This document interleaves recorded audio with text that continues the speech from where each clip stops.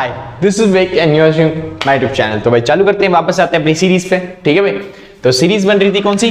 Financial accounting की। ठीक है भाई, हाँ जी, बस ये उनके लिए एप्लीकेबल रहेगी जिनका सेमेस्टर 1 है, चाहे आप बीकॉम प्रोग्राम में हो चाहे आप ऑनर्स में हो, वो मैटर नहीं करता। अगर आपका सेमेस्टर 1 है तो आप ये सीरीज देख सकते हो आराम से। ठीक है, हाँ जी, आज हम चालू करने वाले हैं चैप्टर नंबर 3 जिसका नाम है अकाउंटिंग प्रोसेस। इससे पहले हम 2 चैप्टर ऑलरेडी खत्म कर चुके हैं। ये है चैप्टर हमारा 3 जिसके अंदर हम अकाउंटिंग की पूरी प्रोसेस सीखेंगे। ठीक है, अकाउंटिंग क्या काम करती है, किस तरीके से प्रोसेस मतलब अकाउंटिंग काम करती है, उस तरीके के बारे में सीखेंगे। ठीक है, तो शुरू करने से पहले भाई, अगर आपको नोट्स परचेज करने हैं तो आप इस नंबर पे कांटेक्ट करके नोट्स परचेज कर सकते हो। ये नंबर डिस्क्रिप्शन के अंदर भी दे रखा होगा और यहाँ पे भी लिख रखा है मैंने, नंबर दे रखा है 8059639586। तो जो नोट्स है वो सर हैंड रिटन नोट्स नहीं है, आपके क्या बोलते हैं कंप्यूटर टाइपिंग में नोट्स मिलेंगे, क्योंकि मेरे को पता है मेरी राइटिंग बहुत ज्यादा गंदी है, तो इसलिए कंप्यूटर टाइपिंग में नोट्स हैं। अगर आप खरीदना चाहते हो, जो भी मिनिमम अमाउंट होगा वो व्हाट्सएप पे पेमेंट करके आप खरीद सकते हो। ठीक है, तो इस नंबर पे कांटेक्ट करना, कोशिश करना कि व्हाट्सएप करो, ज्यादा बेटर रहेगा। ठीक है, कॉल करने से। फिलहाल शुरू करते हैं। बात आती है अकाउंटिंग प्रोसेस होती क्या है। चैप्टर का नाम ही है अकाउंटिंग प्रोसेस। तो अकाउंटिंग प्रोसेस होती क्या है? It is start with the classification of data. यानी कि अब अकाउंटिंग प्रोसेस का मतलब होता है कि क्लासिफिकेशन ऑफ डाटा करना है, क्योंकि जब भी हम ट्रांजैक्शन करते हैं किसी बिजनेस के अंदर, उसके बाद हमें स्लिप मिलती है, कोई वाउचर मिलता है, कोई मेमो मिलता है, कोई भी पर्ची तो मिलती है ना ट्रांजैक्शन करने के बाद, लेन देन करने के बाद जो रिसिप्ट्स मिलती हैं। ठीक है, अब उसको कंप्यूटर में फीड करना है। तो डायरेक्टली अगर फीड करने जाएंगे तो फिर हम भूल जाएंगे इतनी सारी पर्चियों में से मैंने कितनी पर्चियां फीड कर दी हैं, कितनी पर्चियां फीड नहीं करी हैं, है ना भाई। इन सब में प्रॉब्लम्स आएगी। और मान लो किसी एक की एंट्री की 2 बार एंट्री कर दी, किसी ट्रांजैक्शन की 2 बार एंट्री कर दी, तो फिर दिक्कत हो जाएगी। इसलिए पहले ट्रांजैक्शन जितने भी किए जाते हैं बिजनेस के अंदर, उसको पहले क्लासिफाई किया जाता है, अलग अलग कैटेगरी में बांटा जाता है कि परचेज वाला ट्रांजैक्शन कौन सा है, सेल्स वाले ट्रांजैक्शन कौन से हैं, हमने जो माल खरीदा वो वाला ट्रांजैक्शन दिखा दो, वो माल बेचा उसके ट्रांजैक्शन दिखा दो, डेटर्स को कितने पेमेंट करी है उसके ट्रांजैक्शन दिखा दो, क्रेडिटर्स को कितने पेमेंट करी है उसके ट्रांजैक्शन दिखा दो।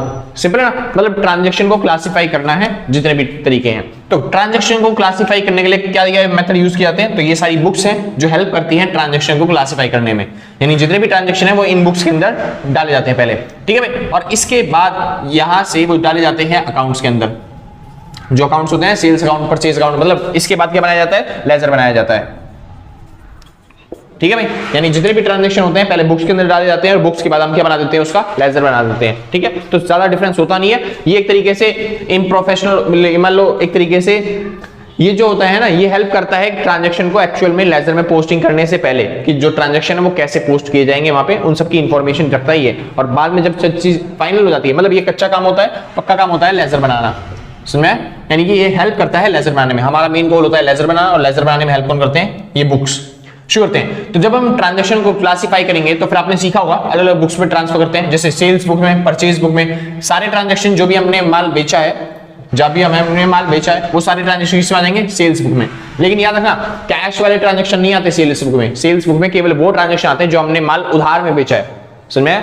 कैश वाले जितने भी ट्रांजैक्शन होते हैं वो सारे आते हैं कैश बुक के अंदर, लेकिन जो हम उधार माल बेच रहे होते हैं वो वाले ट्रांजैक्शन किसमें आएंगे? सेल्स बुक के अंदर। सेम इसी तरीके से अगला हमें बुक बनानी है परचेज बुक। परचेज बुक मतलब होता है जो भी हम सामान खरीद रहे हैं उसका रिकॉर्ड रखना। अब परचेज बुक में फिर दोबारा से भाई कैश वाले सारे ट्रांजैक्शन जाएंगे कैश बुक के अंदर, लेकिन अगर परचेज आपने उधार किया है, मतलब कोई सामान उधार खरीदा है आपने, तो वो ट्रांजैक्शन चले जाएंगे कहां पे? परचेज बुक के अंदर। सिंपल है। सेम इसी तरीके से परचेज रिटर्न बुक, जिसको दूसरा नाम से जानते हैं रिटर्न आउटवर्ड बुक, ऐसी सेल रिटर्न बुक जिसे रिटर्न इनवर्ड बुक बोलते हैं। तो ये वाली बुक्स तो आपको बनानी सीखनी है। उसके बाद कैश बुक तो हम सीखेंगे, उसके बाद बिल रिसीवेबल बुक और बिल पेबल बुक्स। तो ये सारी बुक्स आपको सीखनी है। सिंपल सर, कोई दिक्कत नहीं ना। ये सारी बुक्स हम सिखाएंगे क्योंकि एग्जाम में आने के बहुत ज्यादा इंपॉर्टेंट चांस है। इनमें से कोई सी बुक उठा के आपको दे देगा, बोल देगा सेल रिटर्न बुक बना दो, परचेज बुक बना दो, सेल बुक बना दो, या फिर कैश बुक बना दो। कोई सी बुक बना दो, आपको बनाने के लिए बोल देगा। लगभग 6 से 8 नंबर का क्वेश्चन आ जाता है एग्जाम्स के अंदर। इनमें से कोई सा एक पक्का आएगा, सच में। श्योर है? ठीक, तो समझो ध्यान से, ये सारी बुक्स बनाने से पहले ना हमें सीखनी पड़ती है जर्नल एंट्री। क्या सीखनी पड़ती है? Journal entry. यानी कि सबसे पहला, जब भी आप कोई ट्रांजैक्शन करते हो, सबसे पहला जो काम होता है वो होता है जर्नल एंट्री का। बताया था मैंने आपको, जब भी हम करेंगे चालू, आपको पता ही है यार, कॉमर्स के बच्चे तो हैं, तुम्हें पहले से पता है। ठीक है, जब भी आप ट्रांजैक्शन करते हो तो ट्रांजैक्शन करने के बाद जैसे आपको रिसिप्ट्स मिलती है, जैसे आपको पर्ची मिलती है, हाँ जी मैंने ट्रांजैक्शन किया है और ये इसकी रिसिप्ट्स है, उस रिसिप्ट्स को आपको पहले लिखना पड़ता है। तो सबसे पहली जो एंट्री करी जाती है उस ट्रांजैक्शन की पर्ची से, वो हम करते हैं जर्नल एंट्री। और फिर जर्नल एंट्री की हेल्प से बनाते हैं हम सेल्स बुक, परचेज बुक, ये सारी बुक्स बनाते हैं और इनकी हेल्प से हम बना देते हैं क्या? लेजर। हाँ, वो अलग बात है कि जर्नल एंट्री से तुम डायरेक्ट लेजर बना सकते हो, लेकिन ये जो होता है ये तरीके से हेल्प कर देता है लेजर बनाने में, यानी कि लेजर बनाने में थोड़ी सी सहूलियत प्रोवाइड कर देता है, आसानी दे देता है। सिंपल है, ठीक है, इजीनेस प्रोवाइड करता है ये लेजर बनाने में। इतना सिंपल है, ठीक। तो इनमें से कोई सा एक बुक आएगा आपको बनाने के लिए, देगा वो, तो फिर उसकी प्रैक्टिस करनी भी है, ठीक है भाई। तो शुरू करते हैं। तो ये वाला जो चैप्टर है भाई, तीसरा चैप्टर थोड़ा सा बड़ा होने वाला है, तो लगभग 3 वीडियो के अंदर कवर होगा। जैसे पहला चैप्टर था थोड़ा बड़ा था थ्योरी के टाइम पे, लेकिन ये थोड़ा सा न्यूमेरिकल है, प्रैक्टिकल टॉपिक, मतलब प्रैक्टिकल चैप्टर है, तो थोड़ा सा बड़ा होगा। पहले दिन के अंदर आज हम सीखने वाले हैं पूरी जर्नल, तो जितनी भी जर्नल एंट्री होती है वो सारे टाइप्स मैं आपको करवा दूंगा, आपके प्रैक्टिस के लिए कुछ क्वेश्चन भी दे दूंगा ताकि आप प्रैक्टिस कर पाओ आराम से, ठीक है। इसके बाद जो कल वाला दिन होगा, मतलब जो सेकंड वीडियो होगी, सेकंड वीडियो के अंदर हम सीखेंगे sales book, purchase book, sale return books और sales return, purchase return book. तो ये 4 बुकें जो होंगी हम कल वाली वीडियो में सीखेंगे। बाकी की जो बच गई, जो कैश बुक बच गई और चलते हैं bill receivable book, bill payable book, ये वाली जो बुक्स होगी हम परसों सीखेंगे, मतलब तीसरे पार्ट के अंदर इस वीडियो के। सिंपल, कोई दिक्कत नहीं, ठीक है। आज क्या सीखने वाले, खाली जर्नल, सबसे बड़ा इंपॉर्टेंट टॉपिक होने वाला है। 11वीं क्लास में आपने सीखा भी होगा, बहुत ज्यादा काम भी आता है। तो जर्नल एंट्री आज सीखने वाले हैं सारी की सारी। उसके बाद हम सीखेंगे cell book, purchase return book, purchase book और क्या बोलते हैं सेल रिटर्न बुक। और उसके बाद हम तीसरे पार्ट में सीखेंगे कैश बुक और वो सब, ठीक है भाई। चालू करते हैं, वापस आते हैं। थोड़ा सा थ्योरी है इस चैप्टर के अंदर, वो पढ़ लेते हैं, आज ही खत्म कर देते हैं थ्योरी। क्या है theory? Advantage of recording transaction. हम ट्रांजैक्शन को रिकॉर्ड्स क्यों करते हैं इस बुक्स के अंदर, उसके फायदे क्या होते हैं वो बताओ। यानी कि ट्रांजैक्शन डायरेक्टली हम लेजर में क्यों नहीं डाल देते, ये बुक्स बनाने की जरूरत क्यों होती है, उसके फायदे बताओ। मतलब इन बुक्स के फायदे क्या है। इनको बोला जाता है सब्सिडरी बुक्स। क्या बोलते हैं ये सारी बुक्स? क्या है? Subsidiary books, subsidiary books. तो सब्सिडरी बुक्स में ट्रांजैक्शन को डालने के लिए फायदे क्या होते हैं इसके, तो सुनिए। सब्सिडरी बुक्स में ट्रांजैक्शन डालने का फायदा, पहला, चेक ओवर एरर्स। अगर कोई गलती होती है तो हमको यहीं पर पता चल जाएगी। एक्चुअल में जाके लेजर के अंदर जब हम पोस्टिंग करने वाले हैं वहां पे गलती होने के चांसेस बहुत ज्यादा कम हो जाते हैं, समझ में आया? तो गलती यहाँ पे चेक हो जाती है। दूसरी चीज, subsidiary books records is supported by the voucher. जो सब्सिडरी बुक्स के जितने भी रिकॉर्ड्स होते हैं वो सारे सपोर्ट होते हैं किसके, मतलब वाउचर के सपोर्टेड होते हैं। मतलब जो भी वाउचर होता है सेम वाउचर का उठा के एंट्री हम कहां पे डाल देते हैं, सब्सिडरी बुक्स में डाल देते हैं। तो मतलब कि बिल्कुल ओरिजिनल डाटा होता है, इनके पास कोई फेक डाटा नहीं होता। दूसरी चीज, तीसरी चीज, लीगल पॉइंट ऑफ व्यू। यानी कि अगर कहीं पे गवर्नमेंट ने बोला कि हमें जरूरत है किसी चलते वाउचर की या फिर किसी चीज की, तो हम सब्सिडरी बुक्स दिखा सकते हैं, क्योंकि वो भी एक तरीके से वाउचर का काम करती है। उसके अंदर सारी इंफॉर्मेशन लिखी होती है। जैसे लेजर के अंदर ज्यादा इंफॉर्मेशन नहीं लिखी होती, हमने सामान कब खरीदा, क्यों, कितने का खरीदा, बस ये लिखा होता है, किससे खरीदा और कितनी क्वांटिटी में खरीदा, ये सब नहीं लिखा होता ना। लेकिन इस बुक्स में लिखा होगा हमने कितनी क्वांटिटी में खरीदा, लिक्विड सामान था या फिर क्या बोलते हैं सॉलिड सामान था, किस तरीके से सारी डिटेल लिखी होगी किसके अंदर, सब्सिडरी बुक्स के अंदर। इसलिए लीगल पॉइंट ऑफ व्यू से जरूरी होता है। उसके बाद क्रोनोलॉजिकल ऑर्डर। ये जो ट्रांजैक्शन होते हैं सब्सिडरी बुक्स में, ये क्रोनोलॉजिकल ऑर्डर में लिखे जाते हैं। क्रोनोलॉजिकल ऑर्डर मतलब लाइन से लिखे जाते हैं। ऐसा नहीं होता कि आप पहले कोई एंट्री कर दे रहे हो फिर कोई ऐसी एंट्री कर देते हो, तो ढूंढना आसान हो जाता है लोगों के लिए। अगले बात, कॉमन नेचर ट्रांजैक्शन। यानी कि ये जो होता है ये क्लासिफाई कर देता है, यानी कि जो कॉमन नेचर के ट्रांजैक्शन है उनको अलग कर देता है। जैसे कैश में जितने भी ट्रांजैक्शन है वो सारे आते हैं कैश बुक में, जितने भी उधार माल बेचने वाले ट्रांजैक्शन है वो क्या बोलते हैं सेल्स बुक में, जितने भी उधार खरीदने वाले ट्रांजैक्शन है वो परचेज बुक में। सेम ऐसी ट्रांजैक्शन को क्लासिफाई कर देता है, अलग अलग ट्रांजैक्शन को सेपरेट कर देता है कि ये सारे ट्रांजैक्शन यहाँ पे आएंगे, अलग अलग ट्रांजैक्शन अलग अलग जाएंगे, ठीक है।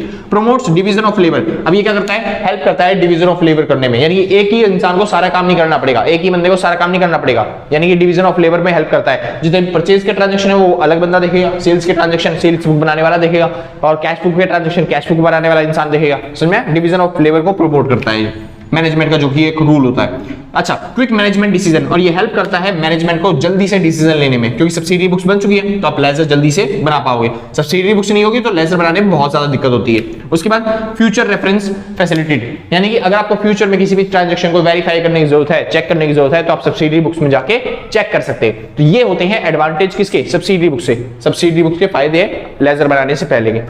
सिंपल था, बढ़िया। थोड़ी सी थ्योरी थी सर, मेरे हिसाब से खत्म हो गई, क्योंकि इस चैप्टर में थोड़ा सा रह गया था। क्यों छोड़ दें उस चीज को, है ना, जो चीज लगता है कि आज की एग्जाम में क्योंकि नंबर मिल सकते हैं उसी चीज के, है ना। चलो फिर शुरू करते हैं। बात आती है जर्नल एंट्री, और जर्नल एंट्री करेंगे भाई, बहुत सारा जर्नल एंट्री करनी है, क्योंकि आपको मैं मान के चलता हूं कि आपको 11वीं में कुछ भी नहीं पता था, आपने कुछ भी नहीं सीखा था, तो इसलिए आप सीख लेना जर्नल एंट्री सारी की सारी। कल जो पार्ट आएगा, मतलब कि जो बी पार्ट होगा उसके अंदर हम ये सारी बुक सीखेंगे, और जो तीसरा पार्ट होगा उसमें हम ये वाली बुक की सीखेंगे। सबसे इंपॉर्टेंट जो होगा वो कैश बुक होगा, क्योंकि कैश बुक सबसे बड़ा टॉपिक है इसके अंदर। तो कैश बुक के अंदर कैश बुक भी है, सिंगल कॉलम कैश बुक भी है, डबल कॉलम कैश बुक भी है, ट्रिपल कॉलम कैश बुक भी है, और उसके बाद और भी मल्टी कॉलम कैश बुक है, एक पैटी कैश बुक भी होती है, अलग तरीके की कैश बुक है। बाकी सब तो टॉपिक आसान से हैं। सबसे मुश्किल जो तुम्हें पड़ेगा वो एक तो जर्नल एंट्री पड़ेगा जिसने कुछ नहीं पढ़ा, एक कैश बुक पड़ेगा जो कि जिन्होंने कुछ नहीं पढ़ा होगा, बाकी सारे टॉपिक्स आप आराम से सीख लोगे। तो इन चीजों पे फोकस करेगा। तो शुरू करते हैं भाई, सबसे इंपॉर्टेंट चीज जर्नल एंट्री। तो जर्नल एंट्री से करने से पहले हम थोड़े से रूल पढ़ लेते हैं जो मैंने पहले सिखा चुका हूं ना, आते हैं तुम्हें? अरे वही 3 गोल्डन रूल जो सिखाए थे, सुनिए। पहला कह रहा पहला कौन सा भाई? पर्सनल अकाउंट का रूल को मैं पहला रूल बोलता हूं। तो पर्सनल अकाउंट का रूल क्या होता है बताइए जरा, बता दे। चोरे नहीं पता ना? अब मैं कब पता था? तुम्हें नहीं पता पर्सनल अकाउंट क्या होता है? रूल बताओगे तुम? हाँ ठीक है, जिसने बता दिया बहुत अच्छी बात है, ठीक है कोई बात नहीं, मैं कुछ नहीं कह रहा उसे, ठीक है। हाँ जिसने नहीं बताया ना, मैं जान करूँ तुम्हें, समझ रहा हूँ मैं। हाँ शुक्र है। हाँ जी, तो रूल बताने के लिए सर 2 तरीके हैं। पहला तरीका जो होता है वो ट्रेडिशनल है। तुमने पहली वीडियो नहीं देखी ना स्टार्टिंग वाली, इसलिए दिक्कत हो रही है।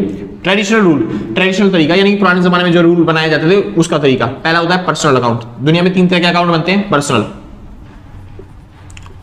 दूसरा होता है रियल अकाउंट, तीसरा होता है नॉमिनल अकाउंट। मेरे को पता भाई मेरी राइटिंग बहुत ज्यादा गंदी है, तो मेरे को मत बोलना भैया राइटिंग सुधारो अपनी।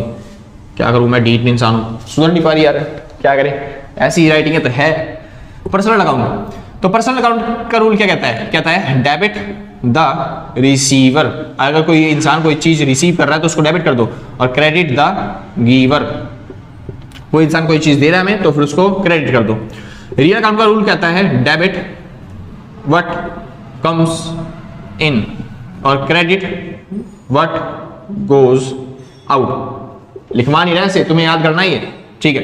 अच्छा, पर्सनल अकाउंट का रूल जो होता है ना वो अप्लाई किस पे होता है? अगर किसी का नाम दे रखा है, चाहे कंपनी का नाम हो, चाहे इंसान का नाम हो, किसी भी चीज का नाम हो, आर्टिफिशियल पर्सन हो, चाहे पर्सन हो, एक्चुअल में सबके नाम पे लागू होता है।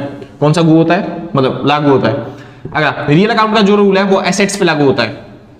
किस पे लागू होता है? एसेट्स पे, फर्नीचर, बिल्डिंग, टेबल, इन सब पे लागू होता है। कुछ बच्चे कहते हैं भैया कैश पे भी लागू होगा। हाँ भाई कैश पे भी लागू होता है, कैश भी तो एसेट होती है, तो कैश हो गया, बैंक बैलेंस हो गया, इन सब पे भी ये वाला रूल लागू होता है। बाकी बिल्डिंग तो पे तो होता ही है। नॉमिनल अकाउंट का रूल ये कहता है debit all expenses and losses, credit all income and gain. Simple है। हाँ जी, और ये रूल किस पे लागू होता है? ये 4 चीजों पे। किस किस पे? पहली चीज, अगर कहीं पे लॉस हो रखा है, कहीं पे अगर प्रॉफिट हो रखा है, कहीं पे अगर आपका एक्सपेंस दिख रहा है, और कहीं पे अगर आपका वो दिख रहा है इनकम, तो अगर ये इन चारों में से कोई वर्ड है तो उस पे आ जाएगा। एग्जांपल के तौर पे अगर मैं बात करूं राम या फिर XYZ लिमिटेड, तो ये ऐसे नाम आएंगे पर्सनल अकाउंट के अंदर, इस रूल के देखेगी। और यहीं पे अगर बात कर दिया फर्नीचर या फिर बिल्डिंग, तो वो किस में आएगा? रियल अकाउंट के अंदर। और वहीं पे अगर बात कर दिया किसी की सैलरी या फिर कमीशन या फिर रेंट, तो वो रूल कहां पे आएगा? वो कहां पे आएगा? नॉमिनल अकाउंट के अंदर। सिंपल भाई इतना। चलिए रूल हो गया, अब चालू करते हैं रूल सेकंड। रूल सेकंड जो मॉडर्न रूल के हिसाब से हम सीख रहे हैं, रूल को सेकंड कौन सा है? मॉडर्न तरीका। मॉडर्न तरीके में हमको 5 वर्ड याद करने हैं बस खाली। पहला वर्ड है एसेट्स। समझ रहे हो भाई? बताया था मैंने, जिसने पुरानी वीडियो देखी है उसने समझ लिया, ठीक है। हाँ जी, एसेट्स। उसके बाद एक्सपेंस, 2 वर्ड ये। इसका मतलब क्या होता है? अगर ये दोनों में से कोई भी चीज, अगर एसेट या फिर एक्सपेंस अगर बढ़ते हैं तो डेबिट कर देना है, और अगर इन दोनों में से कोई भी चीज घट रही है तो क्रेडिट करेंगे। इसके बाद बाकी 3 वर्ड और, कैसे? लायबिलिटी, अगली चीज कैपिटल, लायबिलिटी, कैपिटल, और एक और क्या था? हाँ इनकम। अगर इन तीनों में से कोई चीज बढ़ती है तो आप क्रेडिट कर देना, और घटती है तो डेबिट कर देना। तो आप ये वाला रूल याद करो, चाहे ऊपर वाला रूल याद करो, मर्जी है आपकी, चॉइस इज योर्स। सो मैं खुली छूट दे रहा हूं, कोई सा भी रूल याद करके आ जाना, फॉर्मूला थारा भाई करवाएगा, क्वेश्चन सारे सॉल्व। शुक्र है भाई, एक बार देख लो तुम्हें दिखाई दे रहा है, नोट्स कर पाओगे या नहीं कर पाओगे? चलो सब चीज तो दिखाई दे रही है। तो भाई मेरे हिसाब से जिसने नोट कर लिया फटाफट से कर लेना, जिसको जरूरत हो नोट करने की, ठीक है। फिर हम चालू करते हैं जर्नल एंट्री अपनी, ठीक है ना? हाँ जी, और जर्नल एंट्री के अंदर हमको ये वाले सारे टॉपिक करने वाले हैं। कौन से? Opening entries, closing entries, writing of bad debts, writing of क्या बोलते हैं डेप्रिसिएशन, ये डेप्रिसिएशन है, ठीक है। अच्छा, करेक्शन ऑफ एरर और एडजस्टमेंट एंट्रीज और कंपाउंड एंट्रीज, और बाकी जो छोटी मोटी बच की वो सारी एंट्री हम करेंगे आज, ठीक है भाई। चलिए, तो मेरे हिसाब से तुम्हें फॉर्मूला याद करने में थोड़ा टाइम लगेगा, इसलिए मैं उसे मिटो नहीं रहा, बाकी जो टॉपिक्स है वो मिटो देता हूँ थोड़ा सा, ठीक है भाई। हाँ ठीक है ना? और जज न करना भाई कि मास्टर गरीब है, ठीक है। हाँ, क्योंकि डस्टर वस्टर नहीं है मास्टर के पास, तो मैं ऐसे ही करता हूँ। यार सब भाई बहन हो यार, तुम मैं मारे जानते हो तुम भी, है ना? जैसे तुम्हारी कंडीशन है वैसे तुम्हारी हमारी कंडीशन है। बस यार थोड़ा सा पैसा वैसा आने लग जाए, है ना भाई, तुम हम फीस देना चालू कर दो। आईएएस आईएएस कहाँ से बनता है, इससे क्या बनता है, अकाउंट पढ़ गए, हाँ असिस्टेंट अकाउंटेंट ऑफिसर या फिर ऑडिट ऑफिसर कुछ बन गए, तुम एओ बन गए, तो आराम से लाखों रुपए छापोगे तुम भी, 2-2 लाख रुपए, 1-1 लाख रुपए, कुछ नहीं, फिर दे देना उस टाइम पे, आराम से चुका देना जो भी खर्चा होगा, है ना भाई। ठीक, फिलहाल शुरू करते हैं। बात आती है जर्नल एंट्री की, तो मैं बिल्कुल बेसिक से चालू करता हूँ। मैं मानता हूँ तुम फद्दू इंसान हो, कतई बैंगन इंसान हो, तुम्हें कुछ भी नहीं आता, ठीक है, सॉरी अगर किसी को बुरा लग रहा हो तो, मगर मैं मानता हूँ तुम्हें कुछ भी नहीं आता और मैं स्टार्टिंग से चालू करता हूँ। ठीक, शुरू करते हैं। तो पहला टॉपिक देख रहा हूँ, ये लाइन आएगी या नहीं आएगी, चलो दिखता रहता है। ठीक, शुरू करते हैं भाई। जर्नल एंट्री समझा ही देता हूँ ऐसे, देखिए आराम से करते हैं। हमें सीधी बात है, जितने भी ट्रांजैक्शंस होते हैं उनको रिकॉर्ड करना है, ठीक है, ट्रांजैक्शन को रिकॉर्ड करना है। ट्रांजैक्शन समझ लेते हैं, मान लो आपको रूल याद नहीं हो रहे तो आप इस तरीके से समझो। ट्रांजैक्शन रिकॉर्ड करना है, ट्रांजैक्शन मतलब होता है लेन देन, हिंदी में क्या बोलते हैं इसे, लेन और देन, यानी कि हर ट्रांजैक्शन के दो पहलू होंगे, दो काम होंगे, या तो आपने कुछ लिया होगा या तो आपने कुछ दिया होगा, वही रूल ये भी कह रहा है। हाँ, तो रूल के हिसाब से समझते हैं। लेन देन मतलब अगर आपने कुछ लिया तो उसको बोलेंगे हम लेन, उसको हम बोलते हैं डेबिट। क्या बोलते हैं, डेबिट। जो भी चीज आ रही है, जो भी चीज ले रहे हो आप, उसको क्या करेंगे हम, डेबिट।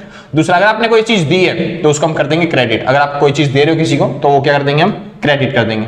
सिंपल है। अच्छा भैया, क्रेडिट मतलब होता है CREDIT, ठीक है, तो इसमें CR आ रहा है तो यहाँ पे CR आ रहा है, लेकिन डेबिट में तो स्पेलिंग होती है DEBIT, लेकिन यहाँ पे तो R आई नहीं रहा, तो यहाँ पे आपने DR कैसे लिख दिया डेबिट में।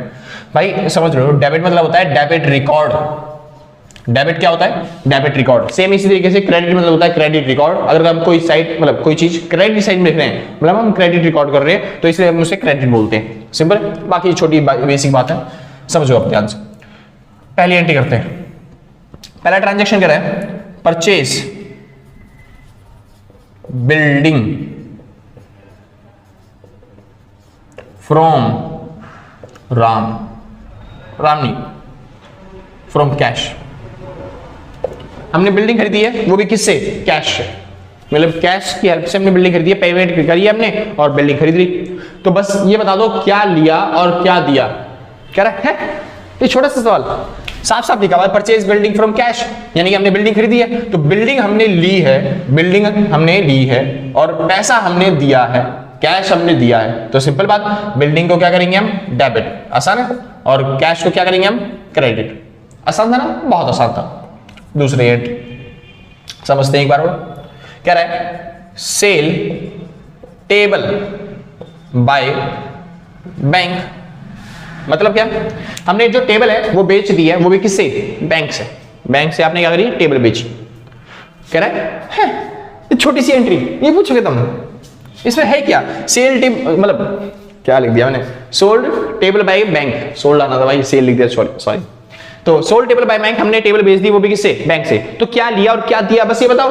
तो भैया इस बार हमने टेबल सेल करी है, मतलब बेची है, तो दी क्या है हमने, देना क्या हुआ है, टेबल, और हमने लिया क्या है उनसे, बैंक में पैसा। इसमें तो डेबिट में क्या आएगा, बैंक, क्योंकि बैंक में पैसा आया, और दिया क्या हमने, टेबल, तो टेबल गई है। सिंपल इतना, कोई दिक्कत तो नहीं ना। हाँ मेरे को पता है जिसको आता है वो उसका टाइम वेस्ट हो रहा है, लेकिन मैं चाहता हूँ सबके आराम से करवाना, तो फिर आप आराम से कर लो। अगर आपको आता है तो 10 सेकंड आगे स्किप कर सकते हो, आपको पता है वो बात, ठीक है, बताने की जरूरत नहीं है, वरना आप फिर नीचे कमेंट करके जाओगे आराम से करवा रहे हो बहुत ज्यादा। दो टॉपिक हो गया ना, अब सीधा क्वेश्चन करते हैं कैसे करते हैं जर्नल एंट्री। तो सुनिए, जर्नल एंट्री का फॉर्मेट बना देता हूँ मैं सीधा।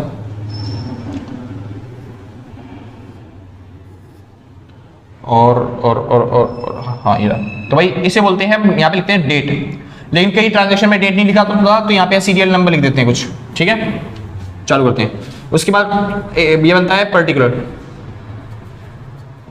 उसके बाद ये होता है लेजर फोलियो। लेजर फोलियो मतलब क्या होता है, जो भी आपका वाउचर है तो वाउचर पे नंबर लिखा होता है, एक यूनिक नंबर। तो अभी तो ट्रांजैक्शन आप कर रहे हो, उस पे वाउचर नंबर तो लिखा नहीं है, तो इसलिए लेजर फोलियो का कॉलम मैंने छोटा सा बनाया, क्योंकि वाउचर नंबर नहीं है तो आपको लिखने में जरूरत नहीं है उसकी, ठीक है। तो जब आप लेजर फोलियो बनाओगे, जब आप एक्चुअल में वाउचर में से एंट्री करोगे, तो वहां पे लेजर नंबर मतलब वाउचर नंबर लिखा होता है, वो आपको लेजर फोलियो में डाल देना है ठाके, लेकिन एक्चुअल में आपको पेपर में नहीं करना पड़ेगा, लेजर फोलियो का कॉलम खाली छोड़ना है, ठीक है। उसके बाद आता है डेबिट, और उसके बाद आता है यहाँ पे क्रेडिट, ठीक है भाई। हाँ जी, और यहाँ पे लिख देना जर्नल, क्योंकि हम जो बना रहे हैं वो जर्नल बना रहे हैं, ठीक है भाई। चलिए शुक्र है। तो पहली ट्रांजेक्शन देखो कैसे लिखते हैं, कैसे लिखते हैं। ये जो डेबिट है ना, डेबिट को हम दिखाते हैं DR से या फिर BY से, बाय से। ये जो क्रेडिट है, क्रेडिट को हम दिखाते हैं CR से या फिर दिखाते हैं 2 से। ठीक, चलो। और जो स्टार्टिंग में जब भी आप एंट्री कर रहे हो तो स्टार्टिंग में हमेशा याद रखना ऊपर होती है डेबिट वाली एंट्री और नीचे होती है क्रेडिट वाली एंट्री। ठीक है, चलो करते हैं। तो देखिए पहली एंट्री थी परचेज बिल्डिंग फॉर कैश, हमने बिल्डिंग खरीदी थी वो भी कैश में, बिल्डिंग खरीदी थी वो भी कैश में। तो ये आ गया बिल्डिंग और कैश दोनों क्या है समझो, दोनों बिल्डिंग और कैश। क्या ये नाम है किसी का? नहीं, ये हमारी एसेट है, दिख रहा है एसेट। बिल्डिंग फर्नीचर ये सब कैश वैश क्या होता है? एसेट होती है हमारी।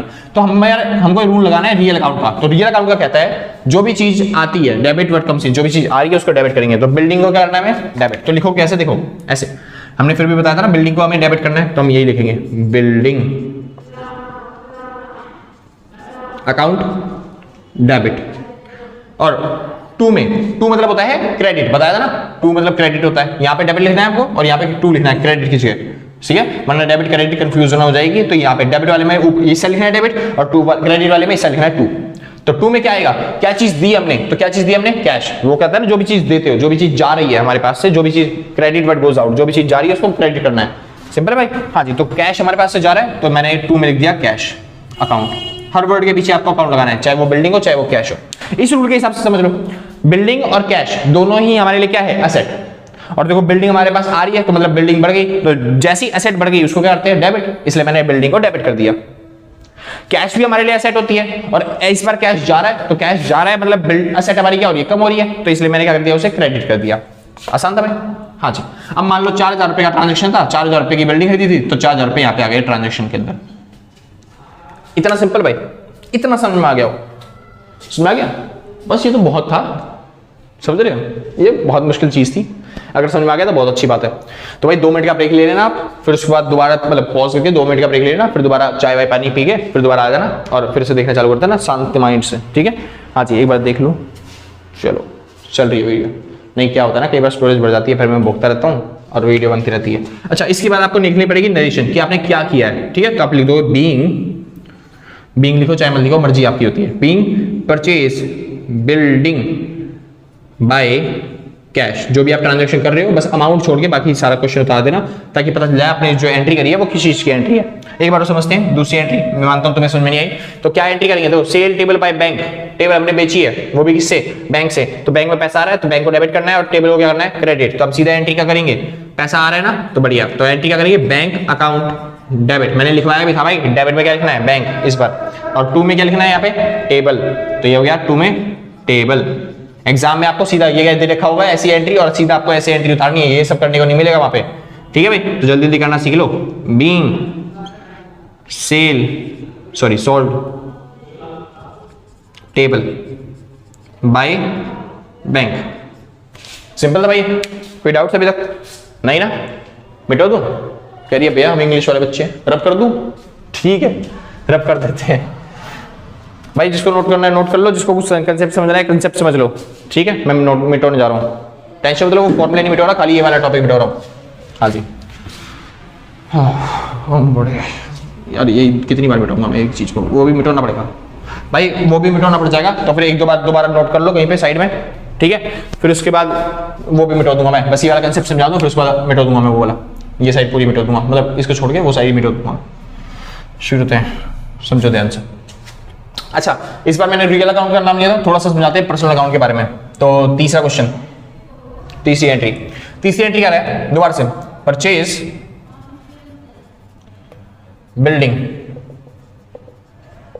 फ्रॉम राम। चौथी एंट्री, सोल्ड मशीनरी। भाई ये मशीनरी लिखी हुई है शॉर्ट फॉर्म में, जगह नहीं है यहाँ पे। Sold machinery to Rajesh. Simple इतना, श्योर है? ठीक है, इस बार देखो दोनों वर्ड आ गए। पहली जनरल एंट्री बनाओ, इतने में कर लेंगे, कर लोगे ना यार? रहने तक क्या ही आलसी दिखा। हाँ जी, शुरू करते हैं। पहली एंट्री क्या कह रहा है, मतलब तीसरी एंट्री क्या कह रहा है? Purchase building from Ram. तो यहाँ पे 2 वर्ड आ गए। क्या चीज आ रही है क्या चीज जा रही है, कह रहा है पता नहीं कुछ भी। तो यहाँ पे 2 वर्ड है, एक तो है बिल्डिंग और दूसरा वर्ड है राम। ठीक है, तो बिल्डिंग देखो, बिल्डिंग होता है हमारे लिए एसेट्स, तो उस पर लगेगा रियल अकाउंट का और राम हमारे लिए क्या होता है, नाम है किसी का, तो उस पे लगेगा पर्सनल अकाउंट का रूल। लगाएं तो बिल्डिंग एसेट है, एसेट पे रियल अकाउंट का रूल लगाओ। बिल्डिंग देखो आ रही है तो डेबिट करेंगे, जा रही है तो क्रेडिट करेंगे। तो देखो बिल्डिंग आ रही है, जा रही है, हमने परचेज की है बिल्डिंग, बिल्डिंग खरीद रहे हैं तो बिल्डिंग खरीद रहे हैं तो बिल्डिंग आएगी, और जब भी कोई चीज आती है तो उसको क्या करते हैं हम, डेबिट। तो इसलिए हम लिख देंगे क्या, बिल्डिंग अकाउंट डेबिट कर दिया।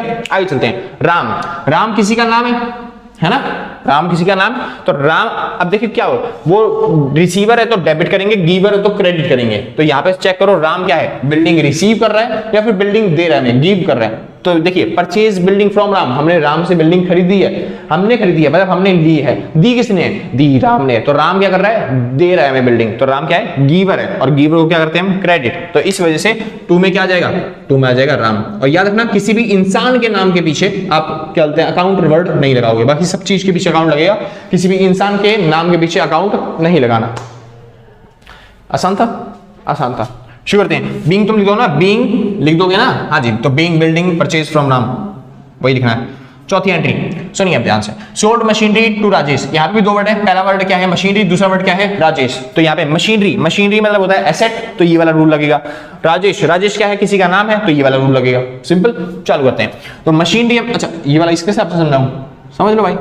मशीनरी, मशीनरी क्या है, एसेट, सिंपल है। मशीनरी क्या है, एसेट, और एसेट हमारे पास आ रही है, जा रही है, अगर बढ़ रही है तो एसेट डेबिट, घट रही है तो क्रेडिट। तो देख लो सोल्ड मशीनरी, हमने मशीनरी बेची है, मशीनरी बेची है तो मशीनरी क्या हो रही है, घट रही है, मतलब एसेट क्या हो रही है, कम हो रही है। और जैसे ही एसेट कम होती है तो क्या करते हैं, क्रेडिट, यानी कि हम टू में लिखेंगे इस बार मशीनरी। तो टू में लिख दिया मैंने मशीनरी अकाउंट। तो भैया डेबिट में क्या लिखे, ऊपर हमेशा डेबिट लिखते हैं ना, तो डेबिट में क्या लिखे, राजेश, देख रहे हो वो कह रहा है राजेश, दिख तो गया साफ, राजेश लिख देंगे क्योंकि दोनों साइड बराबर होनी चाहिए ना हमेशा। अच्छा अमाउंट डाल देता हूँ, मान लेते हैं 4,000 का कोई ट्रांजेक्शन है तो 4,000 दोनों साइड आएगा। अच्छा अमाउंट कैसे डालते हैं, डेबिट वाली जो साइड है इसका अमाउंट डेबिट में आएगा, क्रेडिट वाली साइड का अमाउंट जो आएगा वो क्रेडिट में आएगा, इस तरीके से, ठीक है। हाँ जी, तो राजेश, राजेश आप डेबिट, वो कह रहा है पता है हमें डेबिट, समझ लो सर ध्यान से समझो। राजेश, हमने मशीनरी बेची है राजेश को, राजेश को बेचिए, राजेश ने अभी तक पैसा नहीं दिया, अगर पैसा दे दिया होता तो हम यहाँ पे कैश लिख रहे होते, हमने उसका नाम क्यों लिखा, आप खुद सोचो। दुकानदार से आप सामान लेने गए, अगर आप कैश दोगे क्या दुकानदार आपका नाम पूछेगा, नहीं पूछेगा, वो कह रहा पूछेगा, भाई तुम लड़की हो तुमसे पूछ सकता है, हम लड़के हमसे नहीं पूछेगा, ठीक है। हाँ जी, तो अगर आप दुकान पे गए सामान लाने के लिए और आपने कोई सामान लिया, आप बदले में पैसे दे रहे हो, तो दुकानदार आपसे नाम पूछेगा, नहीं पूछेगा, सिंपल है ना, ठीक है। लेकिन अगर आप दुकान पे गए सामान लाने के लिए, तब दुकानदार आपसे नाम पूछ रहा है कि भाई कहाँ का है तू, वो क्यों पूछेगा, क्योंकि आपने सामान के पैसे नहीं दिए, आपने उधार बोला कि हम उधार दे देंगे, तो आपको हिस्ट्री जानेगा ना वो कि कहाँ पे रहता है, भाई कब देगा उधार, ये सब चीजें पूछेगा वो आपसे। तो कब पूछता है उधार करने के लिए, मतलब आपसे आपका नाम कब पूछा जाएगा, आपसे जब हम उधार सामान लेते हैं। तो यहाँ पे जब उधार सामान होते हैं, उधार ट्रांजेक्शन होते हैं तब होता है। तो राजेश ने हमसे मतलब सामान खरीदा है, मशीनरी खरीदी है, वो भी कितने में, उधार में खरीदी है, समझ में, राजेश ने हमसे मशीनरी खरीदी है उधार में, और इसीलिए हमारे लिए वो क्या बन गया, हमारे लिए वो बन गया एसेट, क्योंकि आपको पैसा लेना है उससे, हमने मशीनरी बेची राजेश को, राजेश से हमें पैसा लेना है, और इस तरह के उधार जब हम सामान बेचते हैं उसको, तो फिर वो बन जाता है हमारे लिए डेटर। सुना है कभी डेटर वर्ड, चलिए। तो राजेश बन गया डेटर और उससे वो बन गया हमारे लिए एसेट, और एसेट जैसे ही बढ़ती है, क्योंकि राजेश से पैसा लेना है, पहले नहीं लेना था अब लेना है, तो ये पैसे बढ़ गए हमारे, सुन रहे हैं, राजेश से पैसे में लेने में, तो एसेट बढ़ गई, तो क्या कर देंगे डेबिट। तो बस, तो राजेश डेबिट, मैंने बताया था ना राजेश के पीछे अकाउंट नहीं लगाना, किसी भी नाम के पीछे अकाउंट नहीं लगता, समझ में आ गया भाई, इतना कोई दिक्कत तो नहीं, बहुत अच्छे। अब चालू करते हैं भाई नॉमिनल अकाउंट के एग्जांपल। तो पांचवा एग्जांपल, पेड सैलरी 4,000 रुपए, छड़ा रिसीव कमीशन 2,000 रुपए, समझ में, ठीक। चालू करते हैं भाई। अच्छा थोड़ा सा यहीं पे समझा देना, नीचे जगह नहीं है, ठीक है। पेड सैलरी, आपने सैलरी पे करी है, तो सैलरी कैसे पे करोगे, या उधार पे करोगे, भाई उधार पे करते ही नहीं, एक्सपेंस जो भी होते हैं वो कैश में देने पड़ते हैं या फिर बैंक से देने पड़ते हैं, तुरंत देने पड़ते हैं, समझा, उधार में कोई एक्सपेंस नहीं होता, कोई खर्चा नहीं होता उधार में, ठीक है। तो सैलरी और कमीशन मैंने बताया था, सैलरी कमीशन क्या होता है, नॉमिनल अकाउंट, तो नॉमिनल अकाउंट के हिसाब से ही रूल चलेगा। तो सुनिए, आपने सैलरी पे करी है, सैलरी रिसीव करना भी हो सकता था, लेकिन इस बार सैलरी पे करना है, सैलरी अगर हम पे कर रहे हैं तो वो क्या बन गया, एक्सपेंस, लॉस, इनकम या गेन, गेन मतलब प्रॉफिट, इन चारों में से क्या बढ़ा है, तो ये है भैया एक्सपेंस, हमने सैलरी पे करी है तो ये हमारे लिए खर्चा है, समझ में आया, ठीक, और वो भी खर्चा हमने बैंक से किया है, तो यहाँ पे दो वर्ड है, एक तो सैलरी और दूसरा वर्ड तो भैया दिख ही नहीं रहा, दूसरा वर्ड है बैंक, या फिर आप कैश बोल सकते हो, मर्जी आपकी, ठीक है। वो छुपा रुस्तम है, क्योंकि आप जब पे करोगे तो कैश या बैंक से पे करोगे, ठीक। तो सैलरी यहाँ पे लिए हमारे लिए क्या है, एक्सपेंस। और मैंने बताया था जब भी एक्सपेंसेस होते हैं तो उसको क्या करते हैं, डेबिट। तो हम सैलरी को क्या लिखेंगे, डेबिट में। तो ये हो गई पांचवी एंट्री, सैलरी अकाउंट डेबिट, ठीक है। अच्छा, दूसरा वर्ड क्या है, कैश या बैंक, जो कि दिखा नहीं था, छुपा रुस्तम है। और कैश बैंक क्या होता है, असेट। और असेट किस में आती है, रियल अकाउंट में। रियल अकाउंट का रूल कहता है जो भी चीज आती है उसको डेबिट करना है, जो भी चीज जाती है उसे क्रेडिट करना है, ठीक है। तो बैंक से पैसा जा रहा है क्योंकि हम सैलरी पे कर रहे हैं, तो इसे हम लिख देंगे टू में कैश या फिर बैंक, जो भी आपकी मर्जी हो वो लिख सकते हो। तो टू में कैश अकाउंट या फिर बैंक अकाउंट। मान लेते हैं 2000 रुपये पेमेंट करिए तो 2000 रुपये, अच्छा 4000 थी, 4000 रुपये। समझ गया भाई, आसान था मुश्किल था, आसान था ना, ठीक है। एक लास्ट एंट्री रह गई, रिसीव कमीशन। रिसीव कमीशन मतलब कमीशन मिला है, और जैसे ही कमीशन मिला हमें पता चल गया क्या है वो हमारे लिए, कमीशन इनकम। और इनकम को हम क्या करते हैं, क्रेडिट करते हैं। तो बस इनकम को क्रेडिट करना है, यहाँ पे कर देता हूं छठी एंट्री। तो इनकम को क्रेडिट करना है तो टू में आ जाएगा कमीशन, है ना, टू में कमीशन आ गया। तो डेबिट में क्या आएगा, कैश या बैंक। जो कमीशन मिलता है वो किससे मिलता है, कैश में मिलेगा या फिर बैंक में मिलेगा। तो cash account debit, bank account debit, और जो कमीशन था 2000 रुपये का था, 2000 रुपये हमें मिल गया। तो कैश अकाउंट डेबिट, टू में कमीशन, या फिर बैंक अकाउंट डेबिट, टू में कमीशन, मर्जी आपकी, चॉइस इज योर्स, अपनी औकात अनुसार कैसे भी लिख सकते हो आप, ठीक है भाई। ये हो गई सिंपल एंट्री जो हमने स्टार्टिंग में चालू करी थी। अब चालू करते हैं थोड़ी सी कॉम्प्लेक्स एंट्री, ठीक है। एक टॉपिक बताऊंगा और उसकी हमें एंट्री करना चालू कर देंगे, ठीक है सर। सुनिए ध्यान से, जिसको नोट करना है नोट कर लो। अब मैं पूरा बोर्ड मिटाने वाला हूँ, मतलब वो बीच वाला टॉपिक छोड़ के जो समझाना है ना, वरना मैं खुद भूल जाऊंगा क्या पढ़ाना है क्या नहीं पढ़ाना, ठीक है भाई।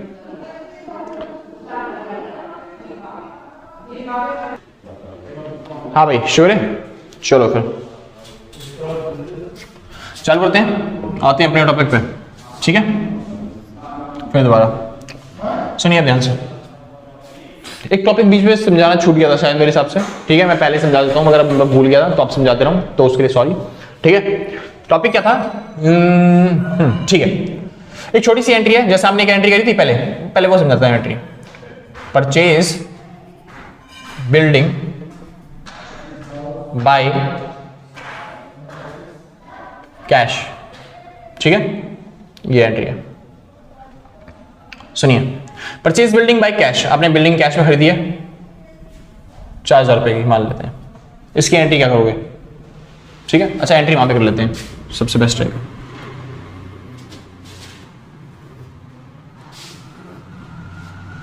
और ये रहा भाई क्वेश्चन, ठीक। तो पहली entry purchase building by cash, तो समझिए बिल्डिंग आ रही है और पैसा जा रहा है ना।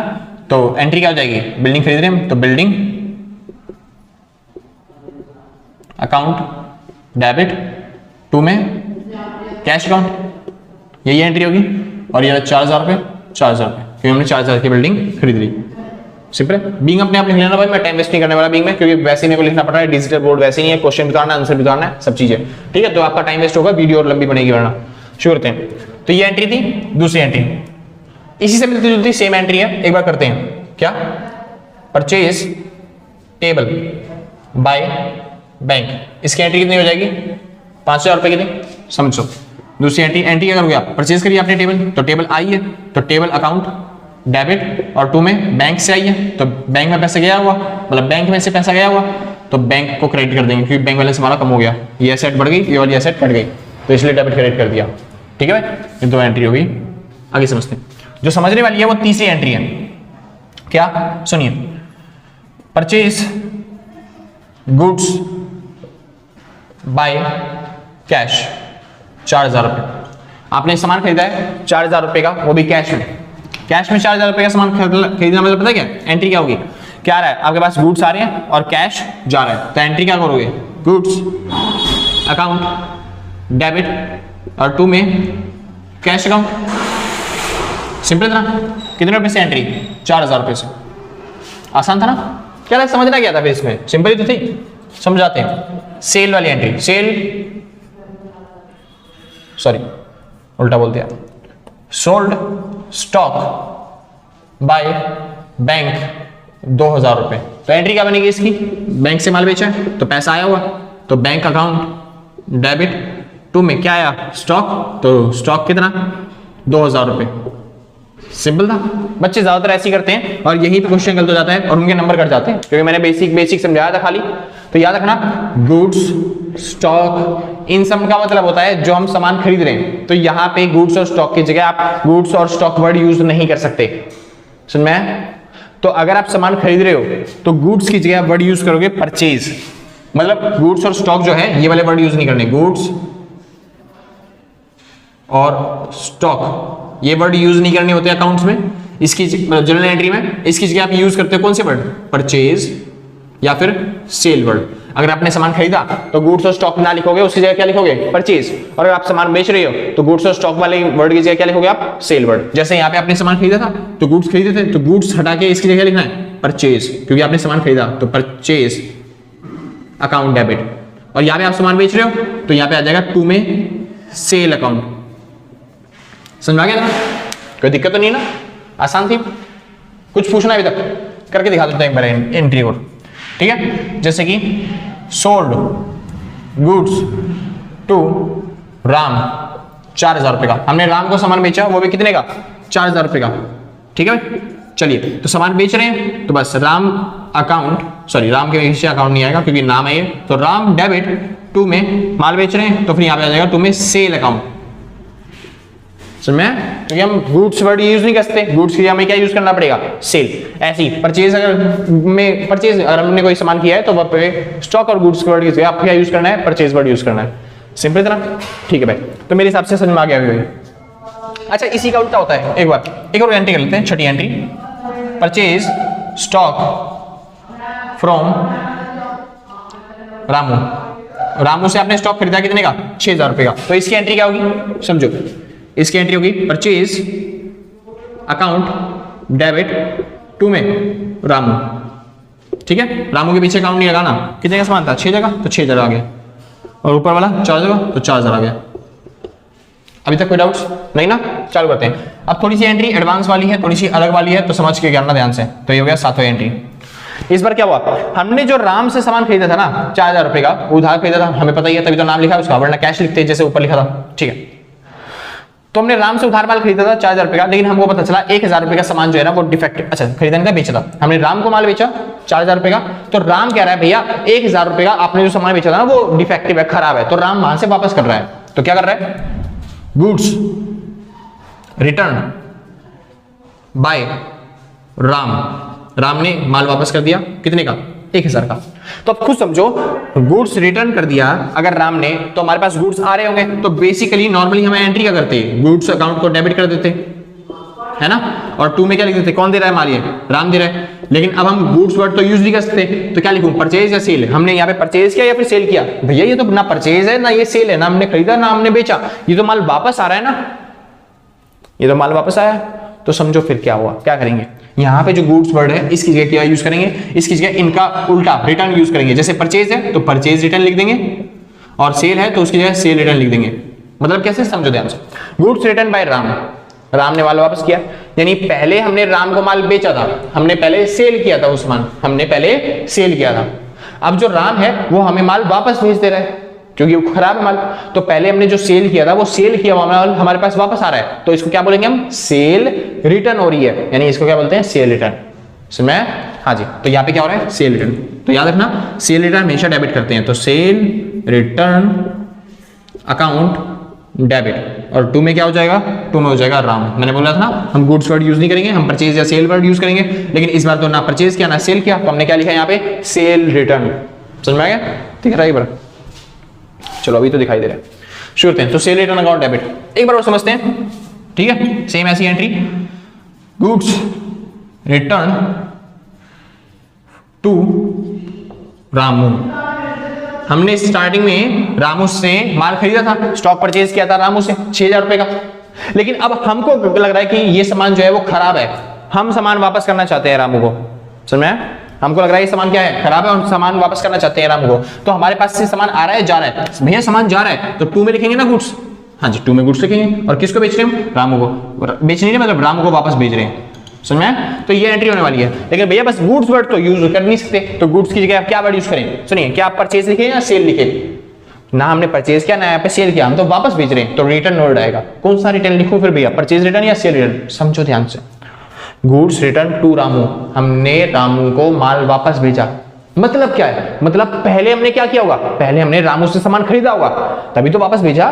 गुड्स रिटर्न टू रामू मतलब हमने रिटर्न किया रामू को माल, तो माल जब हम रामू को वापस भेज रहे हैं मतलब पहले हमने खरीदा होगा उससे, तो पहले हमने परचेज किया होगा और हम क्या कर रहे हैं, अब रिटर्न कर रहे हैं, तो इसको क्या बोलेंगे, परचेज रिटर्न, यानी कि परचेज किया हुआ माल वापस जा रहा है। तो गुड्स की क्या आ जाएगा यहाँ पे, यहाँ पे आ जाएगा परचेज रिटर्न। तो एंट्री क्या बन जाएगी, ये एंट्री बनेगी रामू डेबिट टू में परचेज रिटर्न अकाउंट। कितने का सामान वापस भेजा, 2000 रुपए का, 2000 रुपए का, यहाँ पे 1000 का सामान था, 1000 का। ठीक है भाई, कोई डाउट्स? ये एंट्री थी भाई सेल की और परचेज वाली। मेरे हिसाब से आपको समझ में आ गया सारा, सेल वाली एंट्री हो गई, परचेज वाली एंट्री हो गई, सेल रिटर्न हो गया, परचेज रिटर्न हो गया, समझ में आ गया? ठीक, तो जिसको नोट करना है फटाफट से नोट करो, फिर आगे चलते हैं। सिंपल सा, कोई दिक्कत तो नहीं? बहुत अच्छे, होशियार तो तुम हो, जल्दी से नोट कर लो फटाफट। हाँ भाई, श्योर है? चलो फिर, वीडियो बड़ी होती जा रही है भाई, क्या करें, कंसेप्ट इतनी ज्यादा है। अभी तो वो अभी नहीं जनरल एंट्री का था अभी टॉपिक। सुनिए ध्यान से, अब सुन, कंसेप्ट आता है, थोड़ा सा कंसेप्ट समझते हैं फिर आगे चलते हैं। सुनिए, एक होता है बिजनेस, एक होता है बिजनेसमैन। तो बिजनेस, आपको पता है बिजनेस क्या होता है और आपको पता है बिजनेसमैन क्या होता है। तो एक दिन बिजनेसमैन सो रहा होता है आराम से और उसके दिमाग में, सपनों में आता है बिजनेस। कौन आता है सपनों में? बिजनेस। समझ में आया? तरक्की पे जाने वाले इंसानों के सपने में भी हमेशा बिजनेस आता है, पैसा कमाने का तरीका आता है। समझ में आया? तो अपना फोकस बनाए रखो तरक्की पे, समझ रहे हो? ठीक है, और कुछ भी नहीं। शुरू करते हैं। तो अगर आप सो रहे थे, बिजनेसमैन थे, और आपके दिमाग में क्या आता है? बिजनेस। तो बिजनेस कहता है बिजनेसमैन से कि सर मेरे पास ना एक आइडिया है, कमाल का आइडिया है। समझ में? हाँ जी, हम बहुत सारा पैसा कमा सकते हैं दोनों मिलके, क्योंकि मैं तो कोई इंसान हूं नहीं जो मैं ट्रांजेक्शन कर पाऊंगा, जो डीलिंग्स कर पाऊंगा, वो आप हो। तो एक काम करते हैं, मेरे पास पैसा भी नहीं है, बिजनेस करने के लिए मेरे को क्या चाहिए? पैसा चाहिए। तो अगर आप मेरे को पैसा दे दो तो मजा आ जाएगा, हम दोनों मिलकर प्रॉफिट कमा सकते हैं। यानी कि बिजनेसमैन से क्या मांग रहा है? पैसे। बोलता है 50 करोड़ रुपए दे दो मेरे को। तो जो पैसे ये मांग रहा है इससे, उसको बोला जाता है कैपिटल। बिजनेसमैन कहता है मैं तो को इतना पैसा दे दूं, मतलब इतनी सारी कैपिटल दे दूं, यानी कि स्टार्टिंग में बिजनेसमैन जो बिजनेस में पैसा लगाता है उसको कैपिटल बोलते हैं। इतना सिंपल। चलो, तो बिजनेसमैन कहता है मैं तो इतनी सारी कैपिटल दूं, बदले में मेरे को क्या मिलेगा? अगर यही पैसा मैं बैंक में रखता तो बैंक वाले कम से कम इंटरेस्ट तो देते, तो तू क्या देगा बदले में? तो ये कहता है सर मैं भी आपको इंटरेस्ट दे दूंगा, उसको बोलेंगे इंटरेस्ट ऑन कैपिटल। बिजनेसमैन ने बिजनेस में क्या लगाया? कैपिटल। मान लेते हैं 10 लाख रुपए लगाई कैपिटल, बिजनेस में 10 लाख रुपए लगाए, बदले में उसे क्या मिलेगा? Interest on capital. मान लो 10% मिलता है तो इंटरेस्ट ऑन कैपिटल मिल जाएगा। समझ में आया? ठीक। लेकिन बिजनेसमैन कहता है अगर मैं पैसा बैंक वालों को दूंगा तो वो इंटरेस्ट तो देंगे। वो कह रहा है मैं भी तो दे रहा हूं फिर इंटरेस्ट। वो कह रहा है बैंक में पैसा रखूंगा तो कम होने के चांस तो नहीं है ना, तू क्या पता लॉस करवा दे। तो कह रहा है बैंक में अगर पैसा रखोगे भैया तो बढ़ने के भी चांस नहीं है, क्या पता मैं बढ़वा भी दूं बिजनेस। समझ में? हाँ। और तीसरी चीज, खास बात, बैंक में जो पैसा रखा है क्या हम संभाल सकते हैं उसे? नहीं। उस पे अधिकार किसका होता है? बैंक वालों का। वो कर सकते हैं उसका यूज, किसी को लोन देना है तो वो दे सकते हैं। लेकिन बिजनेस में जो पैसा रखा हुआ है वो अधिकार किसका रहेगा उस पे? फिर भी बिजनेसमैन का। अगर बिजनेसमैन चाहेगा तभी पैसा किसी को लोन पे दिया जाएगा, अगर बिजनेसमैन नहीं चाहता कहीं पे इन्वेस्टमेंट करना तो इन्वेस्टमेंट नहीं की जाएगी। मतलब प्रॉफिट और लॉस कमाना किसके हक में होगा? बिजनेसमैन के हक में होगा। तो इसको 3 चीजें मिली। पहली चीज और इंटरेस्ट ऑन कैपिटल, दूसरी चीज प्रॉफिट, और तीसरी चीज गुडविल, नाम या फिर ऑनरशिप बोल सकते हो आप। यानी अगर ये खुद संभाल रहा है ना तो ऑनरशिप मिल चुकी है और इसी से वो अपना नाम बना सकता है। क्या बिजनेस बैंक में जो पैसा रखा है क्या उसको यूज करके आप अपना नाम बना सकते हो? नहीं, वो बना ही सकते। तो ये सब चीजें मिल रही है, लेकिन इनकी तो एंट्री हम अभी करेंगे नहीं, हम केवल इनकी एंट्री सीखेंगे। जब ये इसको कैपिटल देता है तब क्या एंट्री करते हैं, और जब ये इसको इंटरेस्ट ऑन कैपिटल देता है तब क्या एंट्री करते हैं। सुनिए, तो क्या हुआ था? पहली एंट्री, बिजनेसमैन ने इसको क्या दी? कैपिटल। तो उसका नाम नहीं लिखता कभी भी, बिजनेसमैन का नाम बिजनेस के अंदर नहीं लिखा जाता। समझ में आया? कैपिटल वर्ड यूज किया जाएगा। तो बिजनेस हम किसके लिए एंट्री करते हैं? बिजनेसमैन के लिए या फिर बिजनेस के लिए? आप किसके लिए काम कर रहे होते हो? बिजनेसमैन के लिए या फिर बिजनेस के लिए? वो कह रहा है बिजनेसमैन के लिए। नहीं सर, आप हमेशा बिजनेस के लिए काम कर रहे होते हो, समझ में? बिजनेस की लीगल सेपरेट एंटिटी होती है, पहले समझाया था। तो आप बिजनेस के लिए ट्रांजेक्शन करो, बिजनेसमैन के लिए ट्रांजेक्शन आप नहीं कर रहे। बिजनेसमैन बोलेगा मैं कच्चे लाने जा रहा हूं, उसकी एंट्री भी लिखोगे उसके अंदर? नहीं, बिजनेस के ट्रांजेक्शन की एंट्री लिखते हैं, बिजनेसमैन की पर्सनल ट्रांजेक्शन की एंट्री अकाउंट्स में नहीं लिखी जाती, समझ में? बिजनेसमैन अपने पत्नी के लिए साड़ी खरीद रहा है, उसकी भी एंट्री लिखोगे? नहीं, आप बिजनेस के ट्रांजेक्शन की एंट्री लिखोगे। बिजनेसमैन के अकाउंटेंट नहीं, आप बिजनेस के अकाउंटेंट हो, बिजनेस के बारे में सोचो खाली। तो बिजनेस के पास क्या हो रहा है? कैपिटल आ रही है, कैपिटल मतलब पैसा आ रहा है, तो बिजनेस के पास पैसा आ रहा है, तो क्या एंट्री करेंगे हम? कैश या फिर बैंक, जो भी पैसा आ रहा है इसी तरीके से। तो कैश या बैंक जो भी होगा, अकाउंट डेबिट और 2 में कैपिटल। कितने रुपए आ रहे हैं? 10 लाख रुपए, तो लिख देंगे हम 10 लाख, तो 10 लाख रुपए आ रहे हैं। डेबिट वाली एंट्री डेबिट साइड, क्रेडिट वाली क्रेडिट साइड, ठीक है? हाँ जी, क्योंकि ये वाली साइड डेबिट साइड होती है और ये वाली साइड क्रेडिट साइड होती है। इतना समझ में आ गया? ठीक है। अब सुनिए क्या हुआ, ये थोड़ा सा अच्छा है। अब ये इसको क्या दे रहा है? Interest on capital. तो बिजनेस, जब बिजनेसमैन को इंटरेस्ट ऑन कैपिटल देगा तो ये इसके लिए क्या बन गई?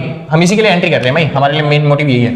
तो जब ये इसको इंटरेस्ट ऑन कैपिटल चुका रहा है तो फिर इसके लिए क्या है? वो खर्चा, और खर्चा जब दे रहा है तो पैसा जाएगा, तो एंट्री क्या करेंगे? खर्चों को डेबिट करते हैं, यानी कि interest on capital account debit. और 2 में बैंक से पैसा दे रहा है मान लो, तो 2 में क्या हो जाएगा? बैंक, क्योंकि बैंक बैलेंस गया।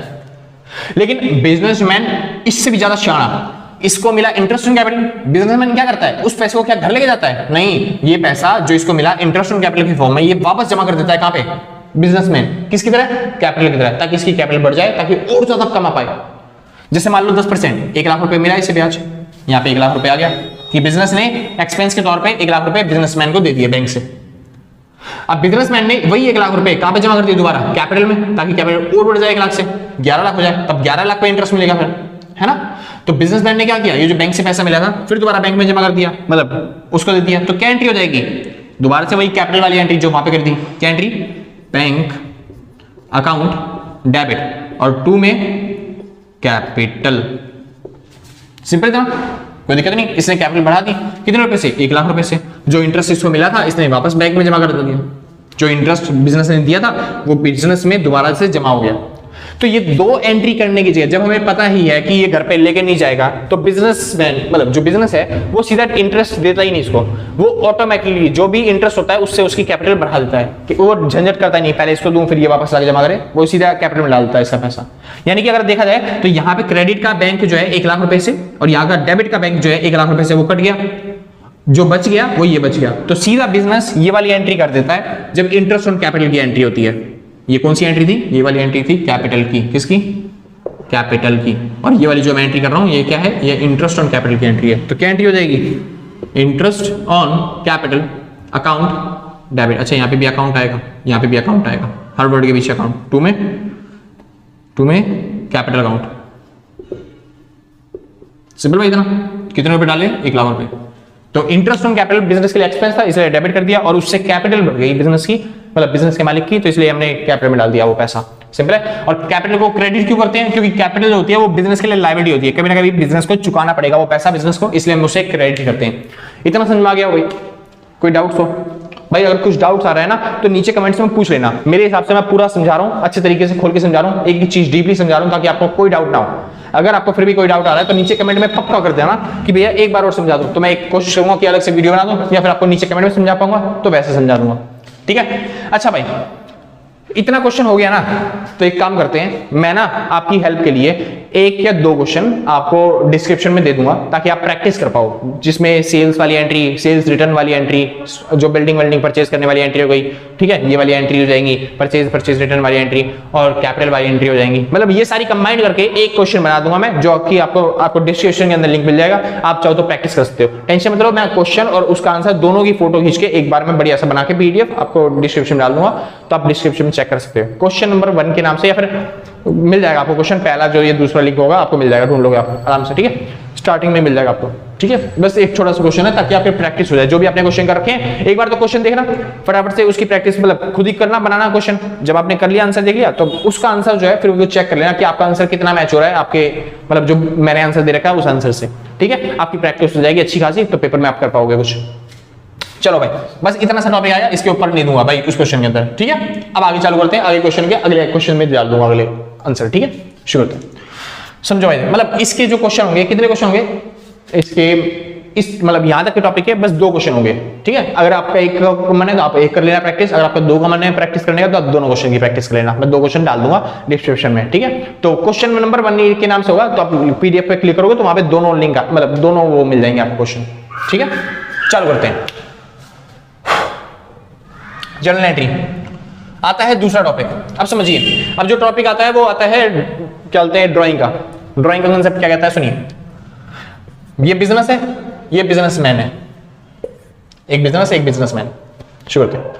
जैसे बिजनेस को जरूरत पड़ी थी पैसों की, तो उसने पैसा मांगा था किससे, बिजनेसमैन से। इस बार बिजनेसमैन को जरूरत पड़ गई कि घर पे पैसे की जरूरत है, तो फिर अब बिजनेसमैन मांग रहा है किससे, बिजनेस से।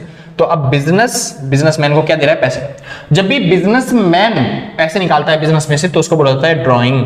क्या बोलते हैं, ड्राइंग। मान लेते हैं इसने 1 लाख रुपए निकाले बिजनेस से, तो 1 लाख की क्या होगी, ड्राइंग। बिजनेसमैन ने बिजनेस से 1 लाख रुपए निकाले, बिजनेसमैन ने एक्चुअल में बिजनेस से 1 लाख रुपए निकाले, कैश में या बैंक से कैसे निकाल लिए, समझ में, ठीक। तो इसकी एंट्री क्या होगी।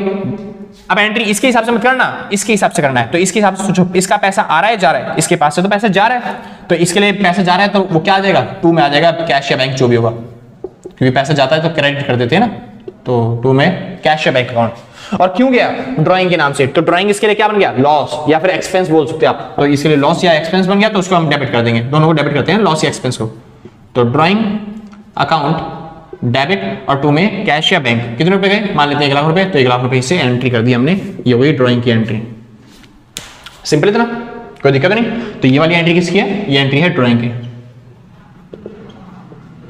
इतना सिंपल ना, ठीक। अब समझिए, अब जब इसने इसको पैसा दिया था तो इसने इंटरेस्ट भी लिया था उससे वापस। अब जब ये इसको पैसे दे रहा है तो ये इंटरेस्ट नहीं मांगेगा क्या, बिल्कुल मांगेगा। तो इसने इंटरेस्ट मांगा, कहने लगा मेरे को इंटरेस्ट ऑन ड्राइंग चाहिए, कितना परसेंट, 10%। बिजनेस क्या कह रहा है, मेरे को इंटरेस्ट ऑन ड्राइंग चाहिए, वो भी कितना परसेंट, 10%। अब सोचो, बिजनेसमैन अगर इसको इंटरेस्ट देगा तो इसके पास क्या हो रहा है, पैसा आ रहा है, तो क्या एंट्री होनी चाहिए, तो एंट्री होगी कैश या बैंक। बैंक से कर लेते हैं, तो बैंक अकाउंट डेबिट 2 में इंटरेस्ट ऑन ड्राइंग, यही एंट्री होगी, क्योंकि इंटरेस्ट ऑन ड्राइंग इसके लिए क्या बन गया, इनकम। ड्राइंग खर्चा था क्योंकि पैसा जा रहा था, ये इंटरेस्ट ऑन ड्राइंग है, यानी कि इंटरेस्ट मिल रहा है इसको बिजनेसमैन से, तो ये इसके लिए इनकम है, इसलिए क्रेडिट कर दिया। और पैसा आ रहा है तो डेबिट कर दिया। कितने रुपए आ रहे हैं, 10%। 1 लाख का 10% कितना हो गया, 10,000 रुपए। तो 10,000 रुपए आ रहे हैं, इसलिए मैंने ये एंट्री कर दी। लेकिन एक्चुअल में खुद सोचो, क्या कभी कोई बिजनेसमैन जो बिजनेस से पैसा निकालता है, क्या वो वापस जमा करता है, नहीं करता। तो बिजनेसमैन कभी वापस जमा ही नहीं करता। अगर ये जमा करता तो ये एंट्री हो जाती, समझ में, लेकिन ये जमा ही नहीं करता। तो बिजनेस को मतलब बिजनेस को ये एज्यूम करना पड़ता है कि उसने स्टार्टिंग में पैसा दिया, लेकिन जितना उसने पैसा दिया 10,000 रुपए जो इंटरेस्ट का पैसा दिया, लेकिन एक्चुअल में तो उसने दिया नहीं। तो बिजनेस ये मान लेता है कि जो उसने पैसा देना चाहिए था वो उसने दिया नहीं, और ये भी ड्राइंग में ही ले गया वो पैसा। यानी जो 10,000 रुपए, जैसे 1 लाख रुपए इसने स्टार्टिंग में नहीं दिए थे, मतलब 1 लाख रुपए बिजनेसमैन निकाल के लेके गया था, तो 1 लाख रुपए जो ये निकाल के ले गया उस पर लग गया 10% का इंटरेस्ट। तो जो पैसा इसको देना चाहिए था वो उसने दिया नहीं, तो ये मान लेता है कि ये 10,000 रुपए और निकाल के ले गया इंटरेस्ट के वाले। सुना कि इंटरेस्ट वाले दिए ही नहीं इसने पैसे, मतलब वो निकाल के ले गया। तो क्या एंट्री करेंगे, इंटरेस्ट ऑन ड्राइंग फिर ले जा रहा है वो, तो क्या एंट्री हो जाएगी, इंटरेस्ट ऑन ड्राइंग के पैसे ले जा रहा है इस बार, है ना, और 2 में बैंक, सॉरी फिर दोबारा से पैसे लेके जा रहा है, तो फिर दोबारा से वही एंट्री, ड्राइंग अकाउंट डेबिट और 2 में बैंक। ठीक है भाई, इंटरेस्ट ऑन ड्राइंग के पैसे जो थे वो निकाल के ले जा रहा है। कितने रुपए ले जा रहा है, 10,000 रुपए। समझ, तो एक बार पैसा आया और पैसा चला गया, क्योंकि हमें पता है बिजनेसमैन पैसा देगा ही नहीं, तो बस हमें फॉर्मेलिटी के लिए एंट्री करनी पड़ती है। तो इन दोनों एंट्रियों से बचने के लिए, क्योंकि पैसा ना आ रहा है ना पैसा जा रहा है, तो इन दोनों एंट्रियों से बचने के लिए बिजनेसमैन क्या करता है, मतलब बिजनेस क्या करता है, ये बैंक वाली एंट्री जो 10,000 से डेबिट है और ये बैंक वाली एंट्री जो 10,000 से क्रेडिट है, दोनों बैंक ही है ना, डेबिट वाला और क्रेडिट वाले एक दूसरे को काट देते हैं। सेम एंट्री है ना भाई, एक बार बैंक को बढ़ाऊंगा 10,000 से, एक बार बैंक को घटाऊंगा 10,000 से, तो कोई फर्क पड़ेगा नहीं, इसलिए सेम एंट्री कट जाती है आपस में। समझ में, तो एंट्री बच क्या गई, ड्राइंग बच गया डेबिट में और इंटरेस्ट ऑन ड्राइंग बच गया क्रेडिट में। तो इंटरेस्ट ऑन ड्राइंग की एंट्री होती क्या है, वो एंट्री होती है ऐसे, क्या, ड्राइंग अकाउंट डेबिट 2 में इंटरेस्ट ऑन ड्राइंग अकाउंट, कितने रुपए, 10,000 रुपए, 10,000 रुपए की ड्राइंग उसने फिर कर ली, दोबारा पैसा निकाल लिया, वो भी कौन सा पैसा, वो पैसा जो इंटरेस्ट ऑन ड्राइंग के हिसाब से हमारी इनकम बनने वाला था, वो वाला पैसा।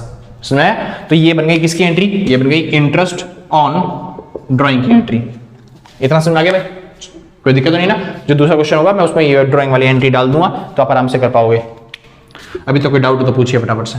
नहीं ना, तो मेरे हिसाब से जितनी भी बेसिक एंट्री थी वो सारी एंट्री मैंने कर दी। अच्छा, इसके साथ साथ हमारी ये कंपाउंड एंट्री है, अब वो चालू करने वाले हैं। ठीक है भाई, बेसिकली ये भी कंपाउंड ही एंट्री थी, तो हमने कंबाइन करके कर दी कंपाउंड एंट्री। ठीक है, आप आराम से कर लोगे। जिसका हो गया वो भाई फटाफट से नोट कर लेना, जिसको समझ में आ रहा हो बहुत अच्छी बात है, देख लेते हैं एक बार फटाफट से। चलो, सब सही चल रहा है, सब दिख रहा है, वीडियो बनती आ रही है। हाँ भाई, शुक्र है। चलो भाई, तो मेरे हिसाब से आपको कंसेप्ट अभी तक समझ में आ रहे होंगे। ठीक है भाई, और डिस्क्रिप्शन में जाके तुमने क्वेश्चन जो होंगे वो भी तुमने प्रैक्टिस कर ली होगी। ठीक है, 2 क्वेश्चन दे रखे होते हैं, वो आप आराम से कर लोगे। फ्री ऑफ कॉस्ट है, कोई खर्चा नहीं है, कोई चार्ज नहीं है उसके लिए। आप जाओ, लिंक पे टच करो, आराम से देखो, क्वेश्चन करो। ठीक है, अगर आप नोट्स परचेज करना चाहते हो तो वो उसके लिए चार्ज है भाई, जो आपको क्या बोलते हैं व्हाट्सएप पे जाना पड़ेगा इस नंबर पे कांटेक्ट करने के लिए। ठीक है, तो आपको नोट्स मिल जाएंगे वहां से, नोट्स की बुक ही मिल जाएगी एक तरीके से, तो जिसमें आप मतलब सारी चीजें कर सकते हो। ठीक है, उसमें थ्योरी भी है, थोड़े से न्यूमेरिकल्स भी है, जो इंपॉर्टेंट पार्ट्स है उसमें पूछे गए हैं वो क्वेश्चन है। ठीक है, मतलब ये सब चीजें हैं इंपॉर्टेंट क्वेश्चन।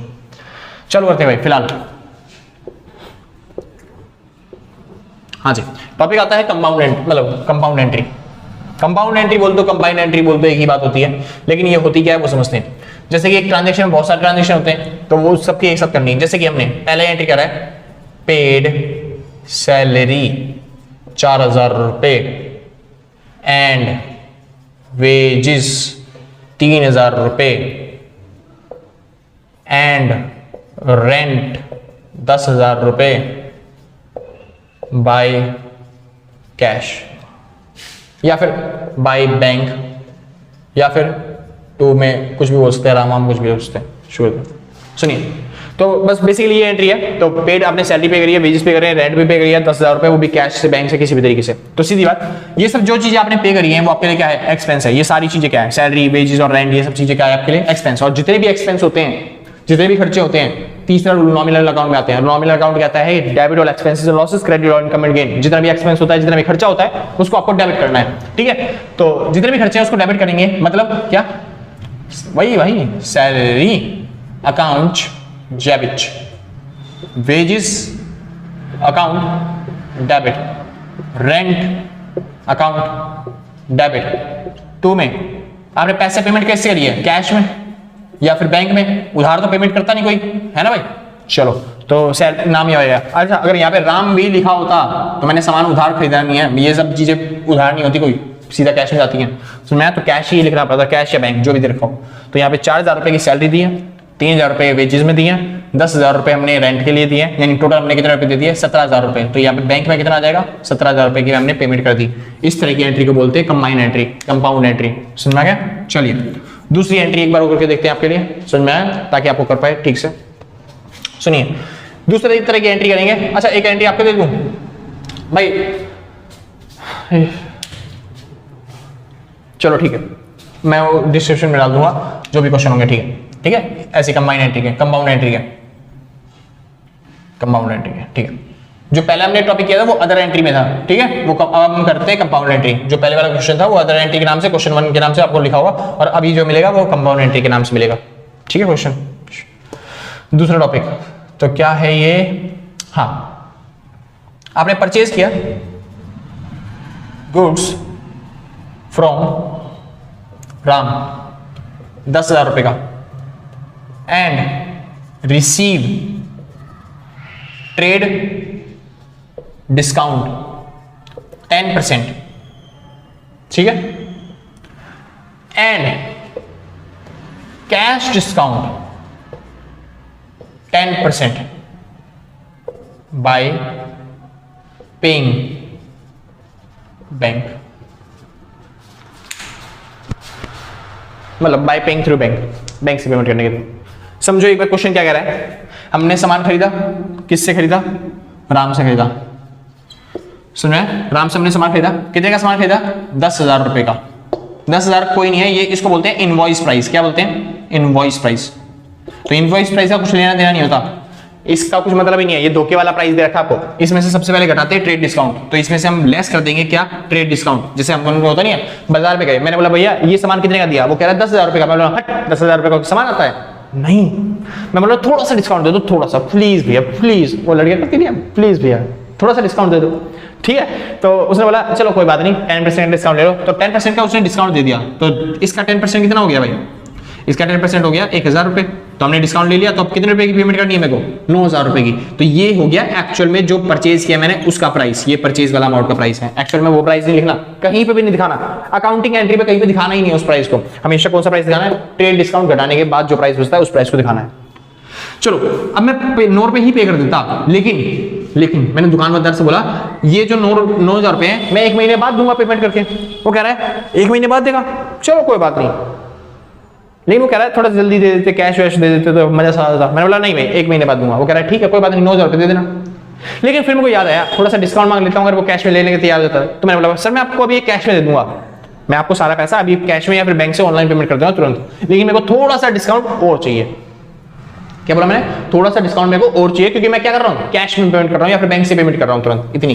ठीक है, तो कहेंगे कोई बात नहीं, अगर आप कैश में पेमेंट कर रहे हो, तुरंत पेमेंट कर रहे हो, तो आप कैश डिस्काउंट और ले लो 10%। ये वाला जो डिस्काउंट है वो दिखाना पड़ता है, ट्रेड डिस्काउंट दिखाने की जरूरत नहीं है, क्योंकि वो तो ऐसे मिल जाता है, सबको मिल जाता है।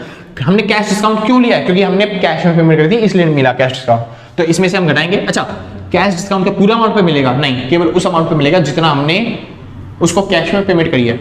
जैसे मान लो इसका हो जाता कि 50% ही हमने पेमेंट करी है कैश में, तो 9,000 रुपए क्या डिस्काउंट, 9,000 रुपए डिस्काउंट देते क्या वो? नहीं, पहले अलग करो। 4,500 का भी हमने पेमेंट नहीं करी है, तो ये है उधार, जिसे हम बोलते हैं क्रेडिट। समझ में? तो उधार जब सामान खरीदते हैं तो उसकी जगह उसका नाम ही लिखना पड़ेगा, हमें राम ही लिखना पड़ेगा।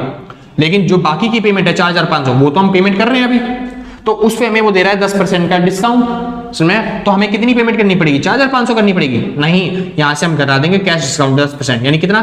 450 रुपए डिस्काउंट घटाया, तो अब हमें पेमेंट करनी है 4,050 की। समझ में? तो ये वाला क्वेश्चन है, इसकी एंट्री क्या करेंगे वो समझिए। आपने सामान खरीदा, नॉर्मल एंट्री क्या होती है सामान खरीदने की? भैया परचेज, आपने आप ये सिखाई थी, परचेज अकाउंट डेबिट, और 2 में परचेज अकाउंट डेबिट, और 2 में कैश। नॉर्मली ये एंट्री होती है, लेकिन हमने सारा पैसा क्या कैश में दिया? देखो हमने परचेज कितने का सामान किया आपको पता है, हमने 9,000 का सामान खरीदा, तो परचेज में आ गया 9,000 रुपए। 10,000 मत लिख देना, ट्रेड डिस्काउंट घटाने के बाद जो अमाउंट आता है वो लिखते हैं हम। ठीक है, हाँ जी। तो 9,000 का सामान खरीदा, कैश में कितनी पेमेंट करी मैंने? 4,050 रुपए। 2 में डिस्काउंट भी मिला है, तो यहाँ पे डिस्काउंट रिसीव्ड अकाउंट डिस्काउंट मिला है कितने का? 450 रुपए का डिस्काउंट मिला है। ओह सॉरी, उल्टा लिख दिया, क्रेडिट में लिखा था इसको। तो 4,050 का कैश में पेमेंट करी है, 450 रुपए का हमें डिस्काउंट मिला है। क्या एंट्री बराबर हुई? नहीं, क्योंकि उधार वाला ट्रांजेक्शन तो हमने लिखा ही नहीं, तो 2 में लिखना पड़ेगा आपको राम। कितने रुपए उधार पे रह गए अभी? 4,500 रुपए। तो इस तरह की एंट्री को, जहां पे 2-3 एंट्री आप कंबाइन करके करते हो, तो उस तरह की एंट्री को क्या बोलते हैं हम? कंपाउंड एंट्री या फिर कंबाइन एंट्री, कुछ भी आप बोल दो, मर्जी आपकी है, आप अपने हिसाब से बोल सकते हो। समझ आ गया? कोई दिक्कत नहीं। करिए भैया ये वाला एंट्री ना थोड़ी सी मुश्किल थी, मेरे को पता थोड़ी सी मुश्किल है ये वाली एंट्री, तो ये वाली थोड़ी एंट्री मुश्किल थी, एक बार कर देते तो मजा आता ना। चलो इसी एंट्री को दोबारा कर लेते हैं। ऊपर वाली तो आसान थी ना भाई, ये वाली मुश्किल थी थोड़ी सी, ये वाली एंट्री को दोबारा कर लेते हैं। ऐसे क्वेश्चन आ जाते हैं एग्जाम में, मैं डाल दूंगा ऐसे क्वेश्चन, जो भी आपका टेस्ट होगा, मतलब जो नीचे आपको क्वेश्चन दे रखे होंगे डिस्क्रिप्शन में, चेक कर लेना। ये जो पिछले वाला क्वेश्चन होगा वो अदर एंट्रीज के नाम से होगा, ये वाला क्वेश्चन कंपाउंड एंट्रीज के नाम से होगा। शुरू करते हैं। तो क्या एंट्री थी मैं भूल गया, हाँ ठीक है, इस बार सेल वाली करते हैं। सोल्ड गुड्स टू राजेश को सामान बेचा है कितने का? 50,000 का, and receive 20% trade discount and 10% cash discount. ठीक है, एंड पेड, कितना लिखूं paid 25% amount in cash immediately.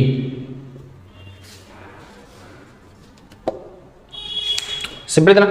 चलिए तो क्वेश्चन नंबर क्या कह रहा है?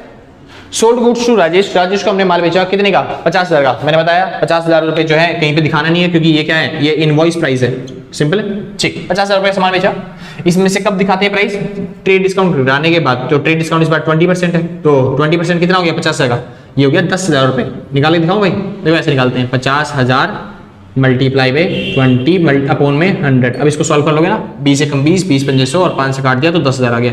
ठीक है, तो 10,000 का डिस्काउंट मिल गया, यानी हमें कितने रुपए चुकाने हैं बस खाली 40,000। तो ये डिस्काउंट तो सबको मिलता है। तो एक्चुअल में जो सामान हमने बेचा वो कितने का बेचा, 40,000 रुपए में सामान बेचा हमने सामान कितने का बेचा, 40,000 रुपए का सामान बेचा। समझ में? तो हमें जो मेन एंट्री करनी है वो 40,000 के हिसाब से करनी है। अब सुनिए ध्यान से क्या हुआ, 40,000 का हमने सामान बेचा, इसमें से हाँ अब वो कह रहा है मैं कितनी पेमेंट कर रहा हूँ, वो कह रहा है 25, हमें कैश डिस्काउंट देना है ना, लेकिन कैश डिस्काउंट किस पे देंगे, जितना वो कैश में पेमेंट करेगा। वो कह रहा है मैं कैश में कितनी पेमेंट कर रहा हूँ, बस 25%।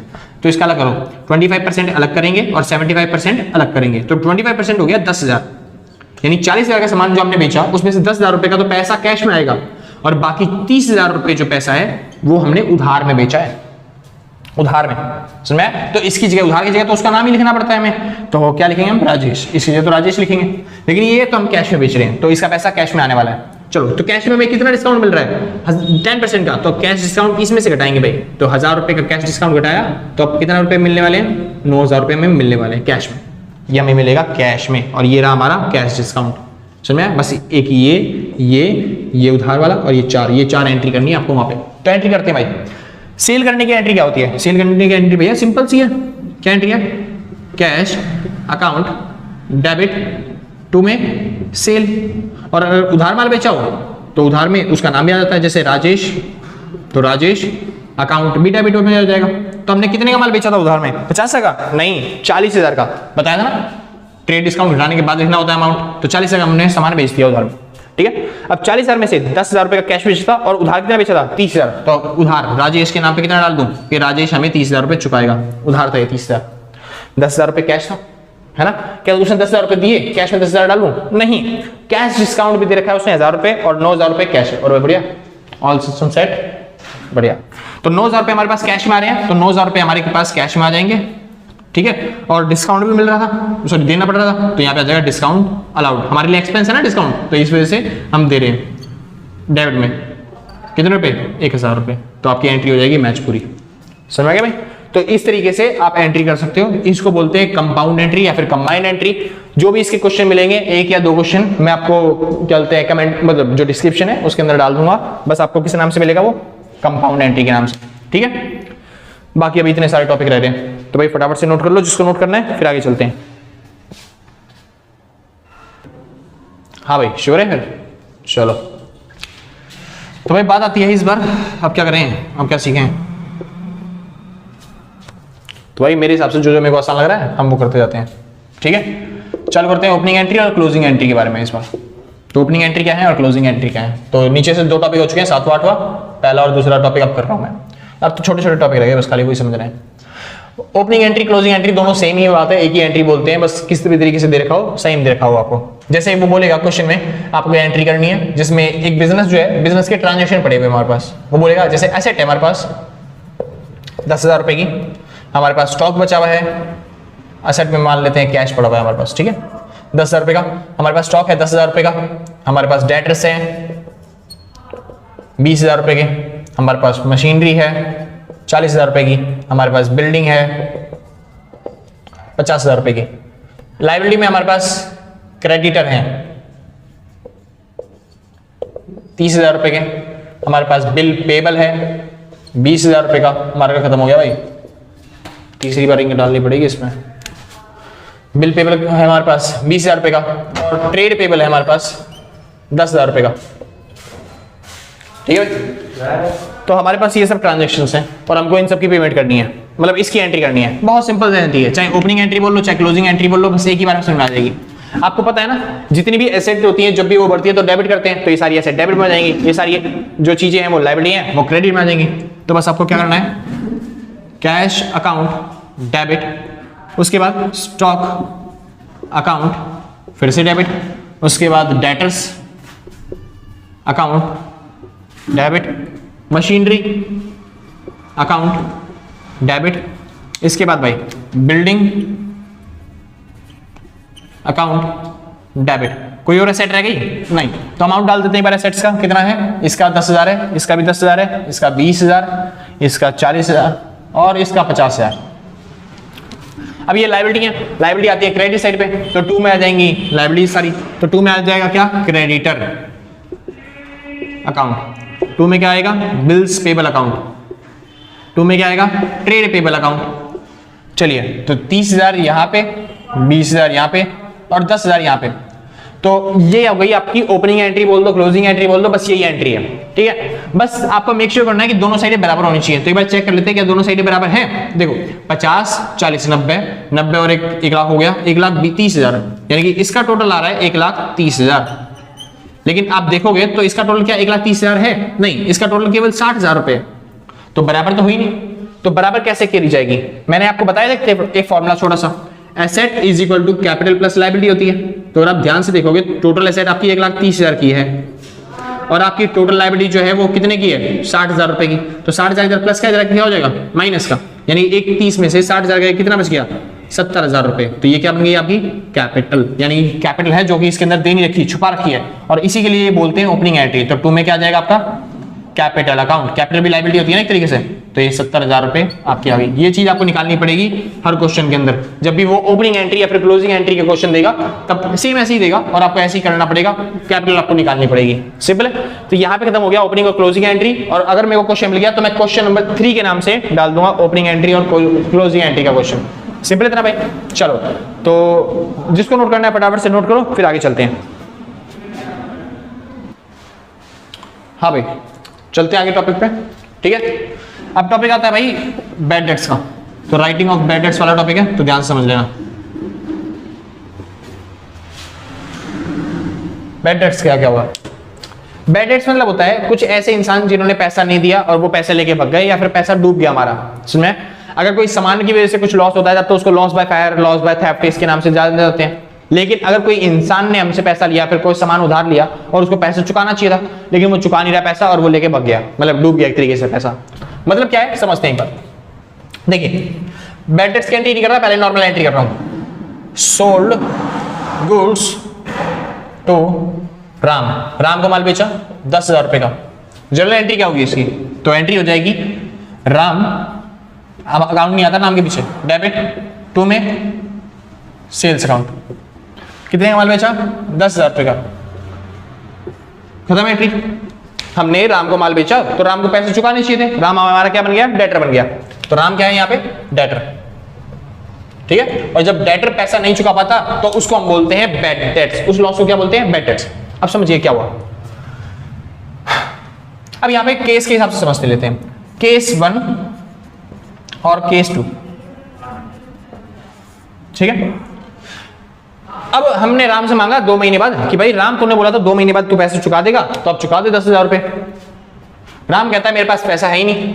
हमने बोला कोर्ट में घसीट के ले जाएंगे, तो कोर्ट में गया, कोर्ट में कह रहा है कि ये हो गया इंसॉल्वेंट। क्या हो गया? इंसॉल्वेंट। इंसॉल्वेंट मतलब दिवालिया, यानी कि अब ये पैसा देने की हालत में नहीं है, तो आप जो पैसे दिए थे आपने वो भूल जाओ। तो हमारा यहाँ पे कितने का नुकसान हो गया? हमारा पूरे यहाँ पे 10,000 रुपए का नुकसान हो गया। समझ में? लॉस कितने का हो गया? 10,000 रुपए का, जब ये पूरा डूब गया पैसा। समझ? तो इसकी एंट्री क्या करें? हमारा लॉस हो गया, तो सिंपल सा पहले केस 1 की एंट्री कर देता हूं। ठीक है, तो एंट्री क्या होगी इसकी? 10,000 रुपए का लॉस हो गया। तो जब भी लॉस होता है उसको डेबिट करते हैं। किस नाम से लॉस हुआ? Bad debts. तो आप लिखोगे बैड डेट्स, बी साइलेंट होता है इसलिए डेट्स बोलते हैं इसे, डेब्ट्स नहीं बोलते, डेट्स। तो बैड डेट्स अकाउंट डेबिट। और 2 में क्या हो जाएगा? 2 में हो जाएगा, क्या नाम था उसका? राम। तो राम ने पैसे डुबा दिए 10,000 रुपए। 10,000 रुपए तुम्हारे जो पैसे डूबे थे वो कितने थे? 10,000 रुपए, जो कि किसने डुबाए? राम ने। ये हो गया बैड डेट्स, जब हमारा पूरा पैसा डूब गया। अब चलते हैं थोड़ा सा केस 2 पे। केस 2 क्या कह रहा है? मान लो ये का केस भूल जाओ, हमने दोबारा से 2 महीने बाद गए, हमने बोला राम तूने 2,000 रुपए लिए थे और क्या बोलते 10,000 रुपए लिए थे वो बेच दे, मतलब चुका दे वापस। राम कह रहा है मेरे पास पैसा नहीं है। हमने फिर से कोर्ट पे लेके गए, भाई क्या बोलते हैं पैसा नहीं दे पा रहा। कोर्ट वाला कहता है इसके पास पैसा नहीं है तो हम इसकी संपत्ति बेच के पैसा देंगे, आपको चुकाएंगे। इंसॉल्वेंट हो गए, संपत्ति बेचे चुकाएंगे। तो अब कह रहे हैं कोर्ट वाले इसकी संपत्ति हमने बेची, तो हमें पता चला राम ने तो 2 लाख रुपए का कर्जा ले रखा है लोगों से। कितने कर्जा ले रखा है? 2 लाख। मैंने तो खाली 10,000 रुपए लिए थे उसने, लोगों से उन्होंने 2 लाख रुपए का कर्जा रखा है टोटल। और उसकी जो संपत्ति है वो टोटल 1 लाख रुपए की है, अगर बेचे भी तो क्या सबको कर्जा चुका पाएगा? वो नहीं चुका पाएगा। तो कोर्ट कहती है 1 लाख की संपत्ति हम बेचेंगे, 1 लाख रुपए रिकवर करेंगे और 1 लाख रुपए उन 2 लाख वालों को दे देंगे। यानी 2 लाख जिसके हैं उसको कितना मिलेगा? बस खाली 1 लाख। तो मेरे कितने थे? बस 10,000। तो मेरे को कितना मिलना चाहिए? 5,000। लेकिन कोर्ट इस तरीके से नहीं बोलेगी, सिंपल तरीके से वो इस तरीके से बोलेगी, जिसको 2 लाख थे उसको 1 लाख मिल रहे थे, यानी कि आधा पैसा मिल रहा है। तो कोर्ट इस तरीके से बोलेगी आपको मिलेंगे, यानी कि आपको रिकवर होंगे कितने 50 पैसे इन ए रूपी। पेपर में ऐसे लिखा हुआ, आपको कितने रिकवर हो रहे हैं राम से मिल रहे हैं 50 पैसे इन ए रूपी, यानी 1 रुपए के बदले में आपको कितने रुपए मिलेंगे, खाली 50 पैसे, यानी 0.5 पैसे मतलब रुपए, समझा? यानी आपको पैसा आधा ही मिल रहा है। तो सोचो जिसने 1 रुपए ले रखे थे, राम ने जिससे 1 रुपए रखे थे उसको आधा ही पैसा मिल रहा है, 50 पैसे मिल रहे हैं। तो मैंने तो 10,000 रुपए दिए थे, मेरे को कितने पैसे मिलेंगे? तब करना क्या है, सिंपल सा भाई, इसको इससे मल्टीप्लाई कर दो, यानी 10,000 को मल्टीप्लाई करना है 0.5 रुपए से, क्योंकि हमको इतने पैसे मिल रहे हैं, है ना भाई। चलो, यानी कितने रुपए मिलेंगे हमें मिलेंगे 5,000 रुपए, यानी वो 5,000 रुपए दे रहा है, आधा पैसा दे रहा है और आधा पैसा नहीं दे पा रहा, यानी हमारा कितने रुपए डूबे हो, हमें 5,000 रुपए तो मिल रहे हैं वापस, तो ये तो बैंक से पैसा आ जाएगा, लेकिन 5,000 रुपए नहीं मिल रहे और वो पैसे हमारे क्या हुए, डूब गए। तो एंट्री क्या करेंगे इस टाइम पे, आधा पैसा मिला आधा पैसा डूबा, तो पैसा आ रहा है ना हमारे पास थोड़ा बहुत, तो उसको लिख दो बैंक अकाउंट डेबिट, क्योंकि पैसा आ रहा है, कितने रुपए आ रहे हैं 5,000 रुपए, कुछ पैसा डूब भी गया, तो क्या लिखेंगे बैड डेट्स अकाउंट डेबिट, कितने रुपए डूबे 5,000 रुपए, वो भी किसकी वजह से, 2 में राम, तो राम से आधा रुपया आया, आधा रुपया डूब गया, यानी 10,000 रुपए का राम का हिसाब चुकता हो गया। अब राम पैसा नहीं देगा, 10,000 रुपए मिलने वाले थे, या तो हो सकता है राम का पूरा पैसा डूब जाए, तो पूरा डूब गया तो 10,000 को 10,000 में ट्रांसफर कर देना है, बैड डेट्स का क्वेश्चन हो गया खत्म। और आधा डूब रहा है आधा मिल रहा है, तो 10,000 रुपए में से 5,000 रुपए बैंक में आ जाएंगे पैसे, और 5,000 रुपए हमारे डूब गए, बैड डेट्स में डाल देंगे उसे। सुन गया भाई, कोई दिक्कत नहीं ना? चलो आगे चलते हैं। अब क्या हो गया सुनिए, राम दिवालिया हो चुका था, लेकिन राम दिवालिया हो चुका था, ये केस 2 हो गया, ठीक है भाई। चलिए अब ये अलग टॉपिक है, कोई केस वेस नहीं है, अब ये अलग है। दिवालिया हो चुका था, हमको 5,000 रुपए मिल चुके थे, लेकिन राम 2 महीने बाद अपने आप ही पता नहीं कहां से, पता नहीं उसके अंदर भगवान ने आत्मा जगा दी या फिर पता नहीं आशीर्वाद दे दिया उसे, राम अपने आप ही हमारे पास आ गया और राम कहता है सर मैं जानता हूं, क्योंकि आपके 5,000 रुपए डूब चुके हैं, 5,000 10,000 जो भी सोच लो, वो कह रहा है सर मैं जानता हूं कि आपके इतने पैसे डूब चुके हैं, लेकिन मैं सारा पैसा तो नहीं दे सकता, लेकिन अभी मैंने कमाना चालू कर दिया है, तो मैं थोड़ा थोड़ा पैसा आपको चुका सकता हूं। मैंने तो उम्मीद भी नहीं की थी, क्योंकि कोर्ट वालों ने बोल दिया वो दिवालिया हो गया, तो हम मांगेंगे भी नहीं सकते उससे, क्योंकि कोर्ट ने बोल दिया ना हम नहीं मांग सकते पैसा। अब वो सामने से आके कह रहा है सर मैं आपको ना सारा पैसा तो नहीं चुका पाऊंगा अभी भी, लेकिन मैं थोड़ा सा पैसा यानी 2,000 रुपए दे रहा हूं, यानी कि पेपर में लिखा होगा 2,000 rupees recover from bad debts, यानी कि बैड डेट से या फिर जो राम था उससे 2,000 रुपए दोबारा रिकवर हो रहे हैं 2 महीने बाद। तब क्या एंट्री करें, तो पैसा आ रहा है सीधा पैसा ले लो, तो बैंक अकाउंट डेबिट 2 में राम लिखे, राम से पैसा आ रहा है, नहीं राम को तो पहले कोई हिसाब बचा ही नहीं था, राम का तो हम भूल चुके थे कि राम 10,000 रुपए थे और 10,000 रुपए भूल चुके थे, हमारा हिसाब था बैड डेट्स से, क्योंकि बैड डेट्स डूब चुका था हमारा पैसा, तो हम लिखेंगे अब यहाँ पे बैड डेट्स रिकवर, कि वो पैसा दोबारा आ रहा है, कितने रुपए आ रहे हैं 2,000 रुपए, तो 2,000 रुपए आ गए, समझे? अब ये मत बोलना कि 3,000 रुपए डूबे पड़े अभी भी, वो तो उसकी एंट्री हमने पहले कर दी थी, हमें 3 की जगह 5 डुबा दिए थे, लेकिन 2,000 रुपए तो वापस आ गए ना, तो उसको रिकवर करने की एंट्री कर रहा हूँ बस खाली मैं, वो वाली एंट्री नहीं हुई, समझ में आ गया ना? हाँ जी, तो ये पैसा कब है, जब 2-3 महीने बाद उसको दोबारा याद आए हाँ जी किसी का पैसा चुकाना था, तो वो चुका दे पैसा, तो ये तीसरी तरह की एंट्री है बैड डेट्स रिकवर की।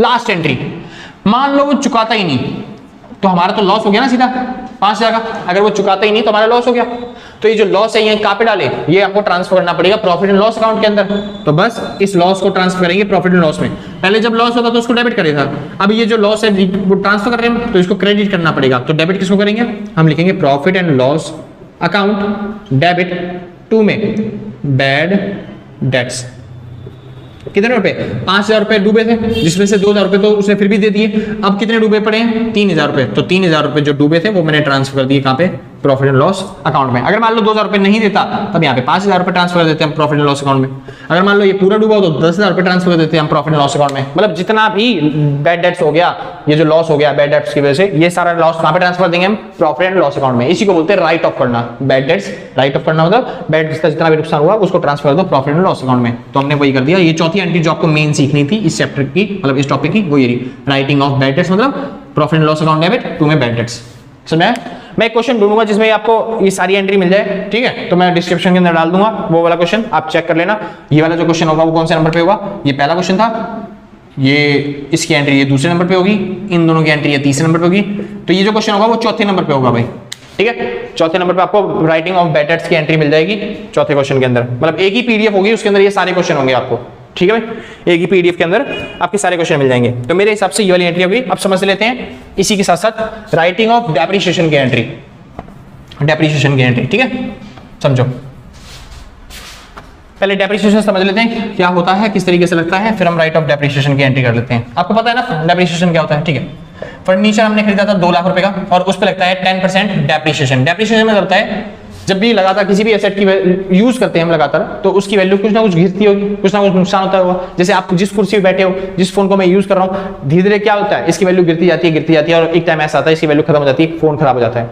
तो हर साल कुछ ना कुछ वैल्यू उसकी गिरती है, उसी को बोलते हैं डेप्रिसिएशन, जो लॉस होता है हमारा। तो डेप्रिसिएशन लग रहा है फर्नीचर पे 10% का, तो डेप्रिसिएशन लॉस होता है। तो डेप्रिसिएशन लगाने की एंट्री क्या होती है, तो सुनिए, लॉस हो रहा है, लॉस को हम डेबिट करते हैं, तो हम एंट्री करेंगे, यहीं पे लिख दूं क्या, यहीं पे लिख देते हैं।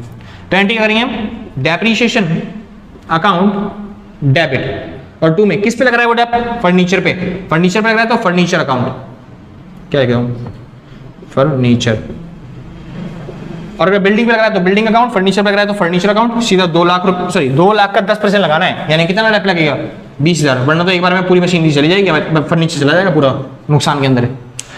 समझ में, 2 लाख का फर्नीचर था, उसका 10% का ही नुकसान हुआ है, यानी कि 20%, 20,000 का नुकसान हुआ है, तो वही 20,000 की एंट्री आ गई यहाँ पे, इसमें डेप्रिसिएशन की एंट्री। कोई डाउट्स, कोई दिक्कत तो नहीं ना। चलिए अब इस डेप्रिसिएशन को हमें राइट ऑफ करना है, क्योंकि मेन जो एंट्री सीखनी थी वो right of bad debts depreciation की थी। तो डेप्रिसिएशन राइट ऑफ कहाँ पे करेंगे, वही प्रॉफिट एंड लॉस अकाउंट के अंदर। तो ये भी लॉस है, जैसे बैड डेट्स लॉस था, उसको भी राइट ऑफ करना है, कहाँ पे डालेंगे, प्रॉफिट एंड लॉस पे। तो एंट्री क्या बन जाएगी, profit and loss account debit 2 में डेप्रिसिएशन, कितना, 20,000 रुपए का जो लॉस होता है वो 20,000 रुपए का लॉस मैंने ट्रांसफर दिया कहाँ पे, ये मेन एंट्री है, ये प्रॉफिट लॉस पे ट्रांसफर दिया। यानी अगर कोई भी लॉस है, चाहे ये वाला लॉस है, चाहे ये वाला लॉस है, डेप्रिसिएशन का लॉस है, बैड डेट्स का लॉस है, लॉस बाय फायर का लॉस है, वो सारे लॉस अगर ट्रांसफर करने, राइट ऑफ करने, तो प्रॉफिट लॉस से। जैसे मान लो आग लग गई जिसकी वजह से स्टॉक जल गया हमारा, तो उसकी एंट्री क्या होगी, यहाँ पे एंट्री करोगे loss by fire account debit, और 2 में क्या गया आपके पास से, जो आपने सामान ले रखा था वो, यानी जो आपने सामान परचेज किया था, तो परचेज गुड्स लिखते हैं ना, कभी परचेज लिखते हैं, तो परचेज अकाउंट, मान लो 4 जगह सामान था, 4 जगह चल गया, एंट्री होगी। अब ये जो लॉस है, लॉस को ट्रांसफर करना है, तो वही entry profit and loss account debit 2 में क्या, लॉस बाय फायर। आसान है, 4,000 रुपये मैंने ट्रांसफर दिए, लॉस खत्म हो गया। समझ में आ गया भाई। चलिए भाई, अब गले में दर्द होने लग गया इतना पढ़ाने के बाद। अब रह गई 2 एंट्री, एक रह गई करेक्शन ऑफ एरर और एक रह गई एडजस्टमेंट एंट्री। दोनों सेम ही नहीं है, दोनों सेम ही है भाई, करेक्शन ऑफ एरर और एडजस्टमेंट एंट्री, ठीक है। हाँ जी, दोनों सेम ही है, दोनों समझा देता हूँ फटाफट से और खत्म करते हैं आपका टॉपिक। जिसको नोट करना है फटाफट से नोट कर लेना भाई, फिर आगे चलते हैं। हाँ भाई, श्योर है, चलो सर। तो भाई टॉपिक आता है करेक्शन ऑफ एरर का या फिर एडजस्टमेंट एंट्रीज का। ये कुछ नहीं है, ये रेक्टिफिकेशन ऑफ एंट्री है, और बहुत ज्यादा आती हैं एग्जाम्स में रेक्टिफिकेशन एंट्रीज। तो अच्छी तरीके से तैयारी कर लो तो सबसे बेस्ट है, ठीक है। हाँ जी, शुरू करते हैं। तो भाई रेक्टिफिकेशन, रेक्टिफिकेशन मतलब क्या होता है, आपने पहले बहुत सारी एंट्रीज करी हैं, ठीक है। मेरा गला दुख गया तो ज्यादा बोल नहीं पाऊंगा भाई, बहुत ज्यादा पढ़ा दिया आज, लगभग 2-3 घंटे से पढ़ा ही रहा हूँ। वो जो आपके पास क्लिप मिलेगी वो कट कुट के भेजेगी, जो भी इंपॉर्टेंट होगा वो डलेगा होगा, बाकी जो फालतू की चीजें होंगी वो हटाई जाएगी उसमें से, तो ठीक है। हाँ जी, तो समझ लोगे आप। और कंटेंट पढ़ाने के लिए पहले भी समझना पड़ता है थोड़ी सारी चीजें कि क्या क्या पढ़ाना, क्या क्या, ताकि टॉपिक छूट ना जाए कुछ एग्जाम के पॉइंट ऑफ व्यू से, ठीक है।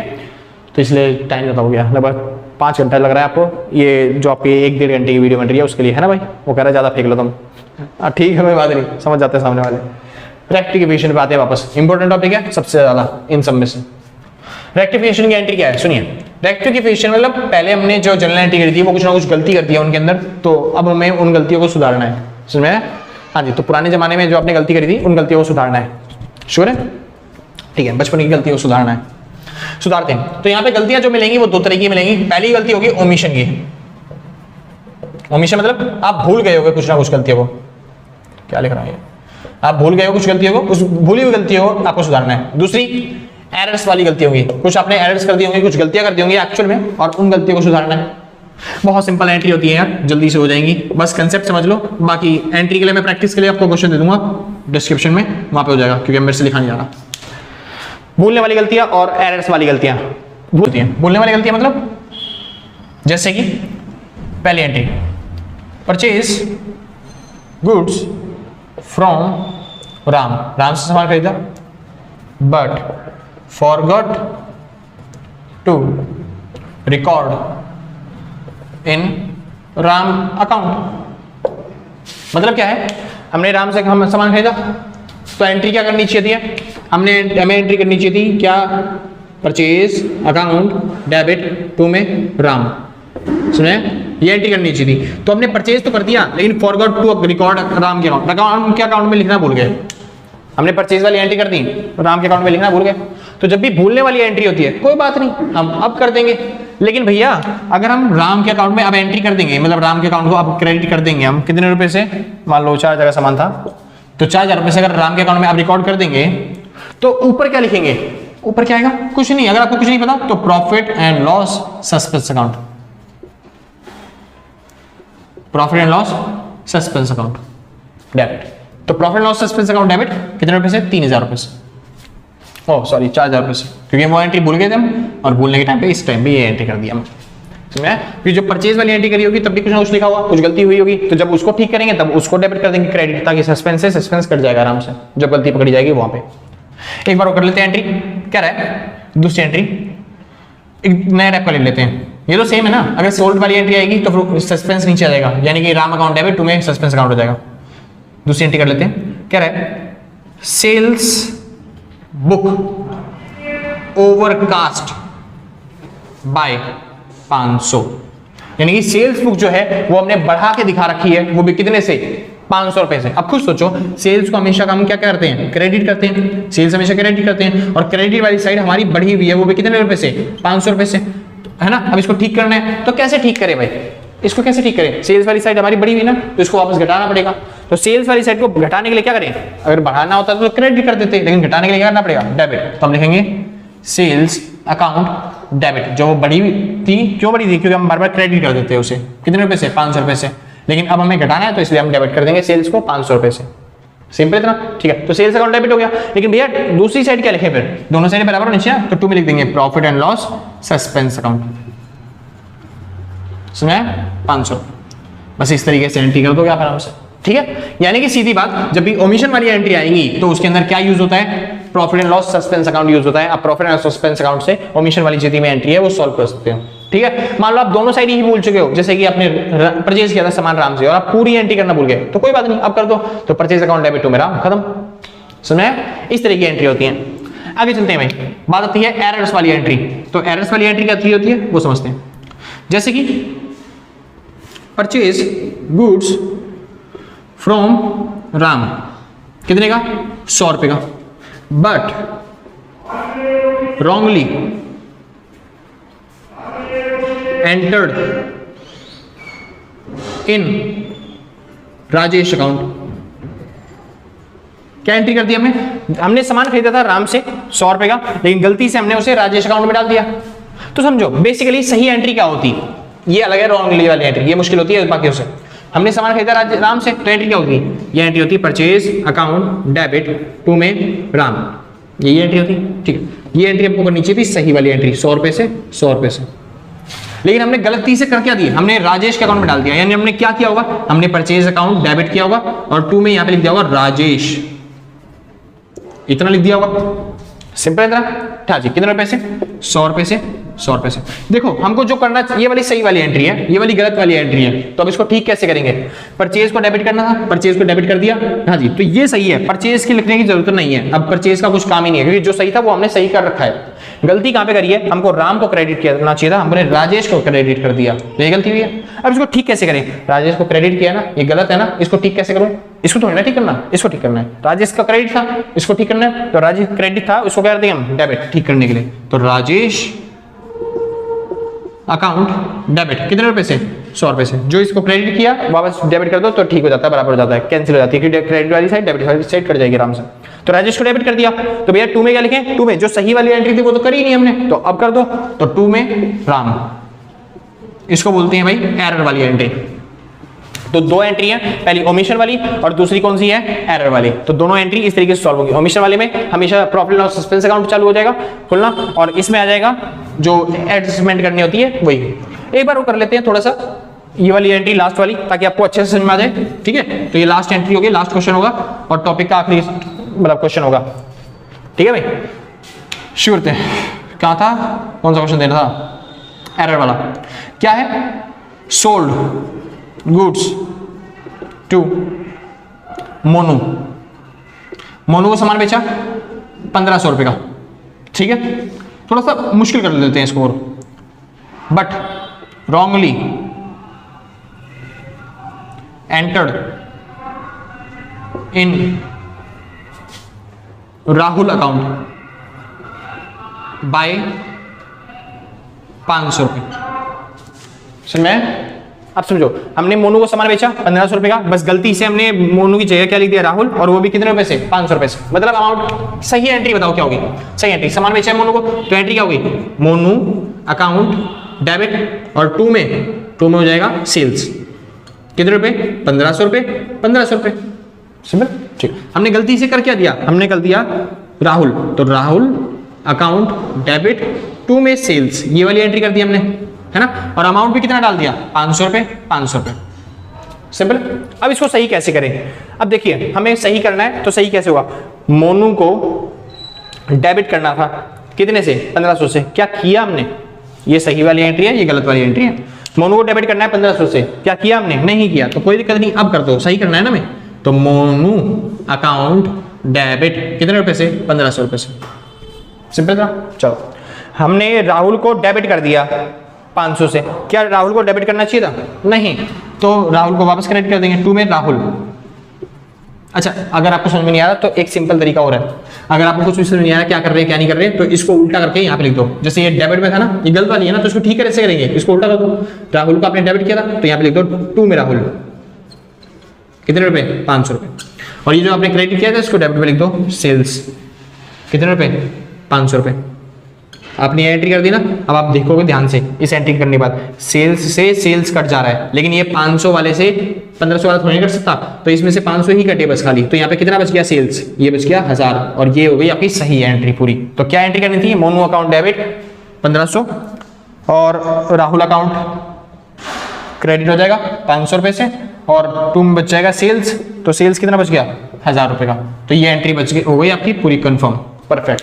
समझ में? तो इस तरीके से आप एंट्री कर सकते हो, गलत वाली पहले सही वाली एंट्री लिखनी है, फिर गलत वाली एंट्री लिखनी है, जो गलत वाली एंट्री हुई है उसको उल्टा करके यहाँ पे लिख देना सही के साथ, जो कटता हो काट देना, जो बच गया वहाँ पे सही वाली एंट्री आ जाएगी। इसको बोलते हैं रेक्टिफिकेशन ऑफ एरर। अगर आपने बचपन में सीखा हो तो बहुत अच्छी बात है, अगर आपने नहीं सीखा तो सर मैं प्लीज कहता हूँ, रेक्टिफिकेशन ऑफ एरर एग्जाम में आता है, तो कहीं पे 11वीं क्लास में कोई टीचर होगा जिससे आपका फेवरेट होगा, आपने पढ़ा भी होगा 11वीं क्लास में, तभी आप यहाँ पे तक पहुंचे कॉलेज में, तो वहां पे जाके रेक्टिफिकेशन ऑफ एरर की बस एक वीडियो देख लेना, आपका सब चीज कंप्लीट हो जाएगा, क्लियर हो जाएगा, ठीक है। हाँ जी, तो भाई क्योंकि एक इतनी बड़ी वीडियो बन गई है ना, पूरे चैप्टर समझा रहा हूँ, तो इसलिए हर एक टॉपिक समझाने में चीजें छूट जाती हैं, कुछ चीजें, और कुछ चीजें होंगी मैं ज्यादा एक्सप्लेन नहीं कर पाऊंगा उस चीज के हिसाब से, ठीक है। तो प्रैक्टिस आपको करनी पड़ेगी, मैं तो खाली बता सकता हूँ कि ये टॉपिक आएगा और ये टॉपिक आएगा, आपके हिसाब से अगर आप मेरे को बोलोगे मैं भी बना दूंगा वीडियो, ठीक है, लेकिन मेरे को बनाने में टाइम लगेगा, इससे बढ़िया आप कहीं पे जाके देख लोगे, पहले से प्रोफेशनल तरीके से बता रखा होगा, वहां पे बेस्ट रहेगा आपके लिए। तो ठीक है, तो अगर आपको वीडियो अच्छी लगी तो लाइक से सब्सक्राइब करके पक्का जाना, और अगर आपने पहले तय कर रखा है तो सच बता रहा हूँ भाई साहब, दिल से, कलेजों से, गुर्दों से, फेफड़ों से, शरीर की उंगली थी ना छोटी सी, इस उंगली से भी थैंक यू आपको। और अगर आपने पहले से नहीं किया तो भाई साहब कोई दिक्कत नहीं है, कोई आफत नहीं आ रही, आराम से कर दिया, बाद में हम भी हैं, आप भी हैं, मिलते हैं आपके एग्जाम के बाद, ठीक है। हाँ जी, तो नोट्स परचेज करने के लिए इस नंबर पर कॉन्टैक्ट कर लेना, बस और कुछ रह नहीं गया। तो आज के लिए बस नहीं, मिलते हैं कल सेम टाइम सेम जगह अगले दिन, और टाटा बाय बाय। जिसको नोट करना है नोट कर लेना भाई, फालतू में कहते बाद में बोल लो, उतार नहीं देते। Bye bye.